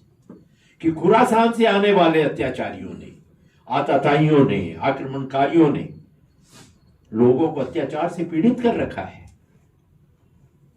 और हे ईश्वर, वो शिकायत करते हैं मीठी गुरु नानक ईश्वर को। लोग तो ईश्वर के व्यक्ति थे, ईश्वर के अवतार थे, ईश्वर के पैगंबर थे, ईश्वर के दूत थे। तो वो कहते हैं हे ईश्वर, इतना अत्याचार हो रहा है, लोग इतने पीड़ित हैं और आपको क्या दर्द नहीं हो रहा? उलाना करते हैं ईश्वर से कि खुरासान खसमाना किया, हिंदुस्तान डराया, ऐती मार पे ही कुर्लाने ताकि दर्द ना आया। वो एक सिलसिला शुरू हो चुका था इस देश में। इन आतताइयों के आने के बाद और बाबर के आने के बाद यह अत्याचार का सिलसिला बढ़ गया था। फिर उसके बाद पंचम गुरु गुरु अर्जन देव जी के साथ क्या किया गया और उनका अपराध क्या था? जहांगीर के भाई खुसरो को जहांगीर अपना परिवार चलाने के लिए भी पैसा नहीं देता था। बाहर वालों को तो छोड़िए, घर वालों के साथ भी वैसा व्यवहार करता था। और खुसरो रोता हुआ, उसको परिवार चलाने के लिए पैसा नहीं मिल रहा, तो वो रोता हुआ गया वहां गुरु अर्जुन देव जी के पास और कहा कि मेरे साथ तो ये हो रहा है, मेरे को परिवार चलाना मुश्किल है, मेरे को जलील तो किया ही जा रहा है, मेरे को थोड़ा सा पैसा भी नहीं दिया जाता जिससे मैं अपना परिवार चला सकूं। और उस काल में रामधारी सिंह जी दिनकर लिखते हैं संस्कृति के 4 अध्याय में, रामधारी सिंह जी दिनकर ने बहुत सुंदर विवरण दिया है सारी परंपराओं के संस्कृति के 4 अध्याय में। उसमें लिखते हैं कि उस समय गुरु अर्जुन देव जी ने, संत थे, महापुरुष थे, 5वें नानक थे, उन्होंने 5,000 रुपए उस समय के अंदर खुसरो को दिए मदद के लिए। और ये बात जब जहांगीर तक पहुंची तो जहांगीर का गुस्सा तो बहुत बढ़ गया कि मैं जिस भाई को पीड़ित कर रहा हूं, सजा दे रहा हूं, निग्लेक्ट कर रहा हूं, इग्नोर कर रहा हूं, उसको गुरु अर्जुन देव जी ने 5,000 रुपए दे दिए। इतना सा अपराध था। और फिर इस देश ने जहांगीरी न्याय, कुछ लोग तथाकथित धर्मनिरपेक्ष ताकतें कहती है कि जहांगीर का न्याय तो बहुत मशहूर था। उन्हीं गुरु अर्जन देव जी को तत्ती गरम तवे पर बिठाया गया और उन पर गरम रेत डाली गई और इस तरीके से उनकी शहादत हुई गुरु अर्जन देव जी। फिर ये सिलसिला और आगे चल रहा था। गुरु हरगोबिंद जी जब छठे नानक ने जब जिम्मेदारी संभाली तो उन्होंने कहा गुरु अर्जुन देव जी के साथ जो घटना हुई थी, उन्होंने कहा बहुत हो चुका, इस तरीके से अगर हमारे को बलिदान ही देने पड़ेंगे तो कहां पहुंचेंगे हम? फिर हमारी संस्कृति की, हमारी परंपराओं की, हमारे रस्म रिवाज की हम रक्षा कैसे कर पाएंगे? इसलिए उन्होंने उस काल के अंदर गुरु हरगोबिंद पीढ़ी और मीरी का, शास्त्र और शस्त्र का, संत और सिपाही का एक कॉम्बिनेशन जो है, शक्ति और भक्ति का कॉम्बिनेशन इस देश के सम्मुख प्रस्तुत किया। वो 2 तलवारें ग्रहण करा करते थे, एक पीढ़ी की, एक मीरी की, क्योंकि भक्ति के साथ शक्ति की बहुत बड़ी जरूरत है। अगर शक्ति नहीं होगी तो भक्ति भी कर पाना उस काल के अंदर बेहद मुश्किल था, क्योंकि अत्याचार थे, आतताई थे, तो धर्मांतरण के लिए दबाव डालते थे। तो उस काल के अंदर 2 ये मीरी और पीढ़ी की बात का संदेश गुरु हरगोबिंद जी ने दिया। और औरंगजेब के आते वक्त आया जब औरंगजेब, तो इन अत्याचारों की पराकाष्ठा होने लगी। कुछ इतिहास विज्ञों ने तो इसमें दर्ज किया है कि 56 मन जनों इकट्ठा करने के बाद, उतारने के बाद, तो भोजन करने के बाद गुरु तेग बहादुर जी के साथ क्या किया गया, जब सबको मालूम है। हिंद की चादर के पास किस तरीके से अत्याचार करने वालों से पीड़ित, जबरन धर्मांतरण का की चुनौती देने वाले से पीड़ित आनंदपुर साहिब में जब वे लोग पहुंचे कश्मीर से, भाई सतीदास जी, मतीदास जी, दयाला जी, और उनको आग्रह किया, उस इतिहास को हम में से समझा। इस देश का बच्चा जानने लग गया किस तरीके से फिर यहाँ पर दिल्ली के अंदर उनको यहाँ पर शीशगंज पर कैसे आए वो सब आपको मालूम है, और क्या उनके साथ किया गया ये भी आप सबको।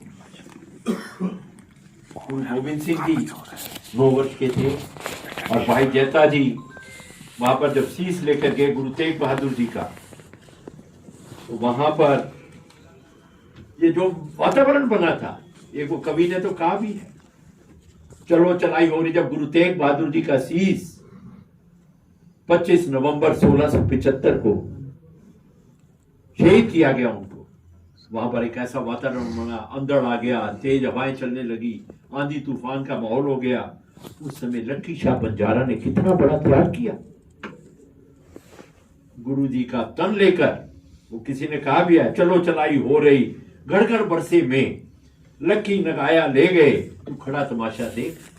वो तन को लेकर, गुरु तेग बहादुर जी के तन को लेकर जब एकदम अंदर आ गया, तो लक्की शाह बंजारा अपने बेटे नगाइया के साथ उनके तन को लेकर रायसीना पर लेकर, और देखो कितना बड़ा त्याग।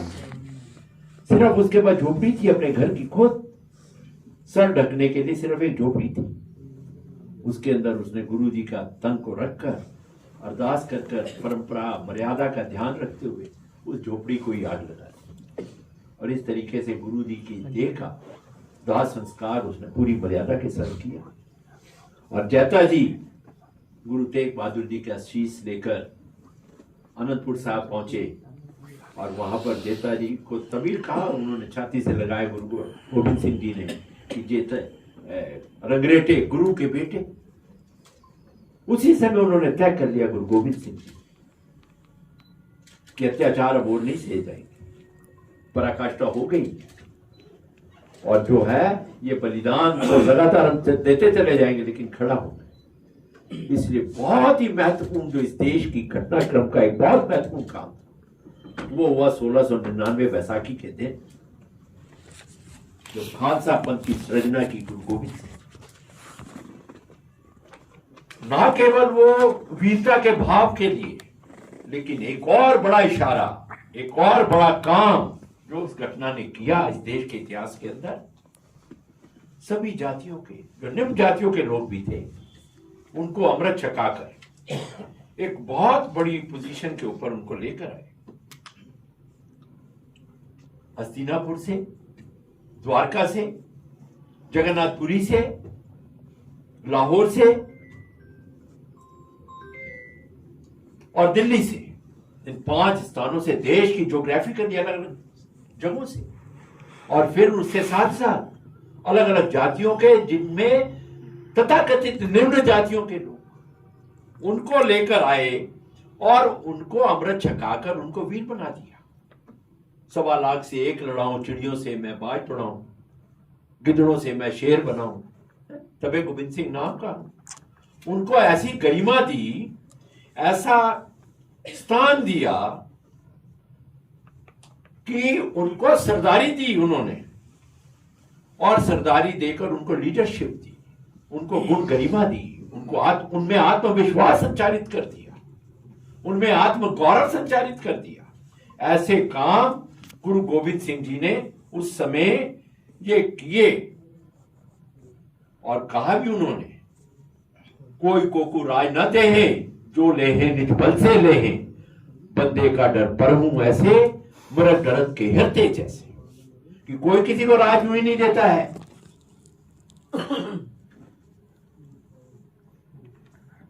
जो ले है निज बल से ले है। अगर तुम्हारे में निजता में ताकत होगी तो तभी तुम्हें राज मिलेगा। बंदे का डर परहूं ऐसे, मरद डरत के हृदय जैसे कहते हैं। उन्होंने अपने सिखों को, जिनको सिंह बनाया था, उन्होंने कहा कि इतना शौर्य तुम्हारे में होनी चाहिए, इतनी वीरता तुम्हारे में होनी चाहिए कि दुश्मन जब तुम्हें देखे तो ऐसे डर कर भयभीत हो जाए, जैसे शेर को देखकर मृग जो है, हिरण कांप उठता है, उसकी प्राण सूख जाते हैं, वैसे ही दुश्मन तुम्हें देखकर। इसीलिए उन्होंने 1.25 लाख से 1 लड़ाओ। तो ऐसा वीरता का, शौर्य का, बहादुरी का जज्बा उन्होंने अपने सिखों को, जिनको उन्होंने सिख बना दिया था, भर दिया। तो 2 बड़ी महत्वपूर्ण घटनाएं घटी। निम्न जातियों के लोगों को गौरव देना और शास्त्र के साथ साथ उनको शस्त्र से सुसज्जित कर दिया। इतना बड़ा काम हुआ जो इस देश में नहीं हो रहा था। दूसरा और बड़ा काम भी जो उन्होंने गुरु गोविंद सिंह जी ने किया, हालांकि हम यहाँ पर त्याग और बलिदान की बात नहीं है, लेकिन सामाजिक समरसता के लिए जितना बड़ा काम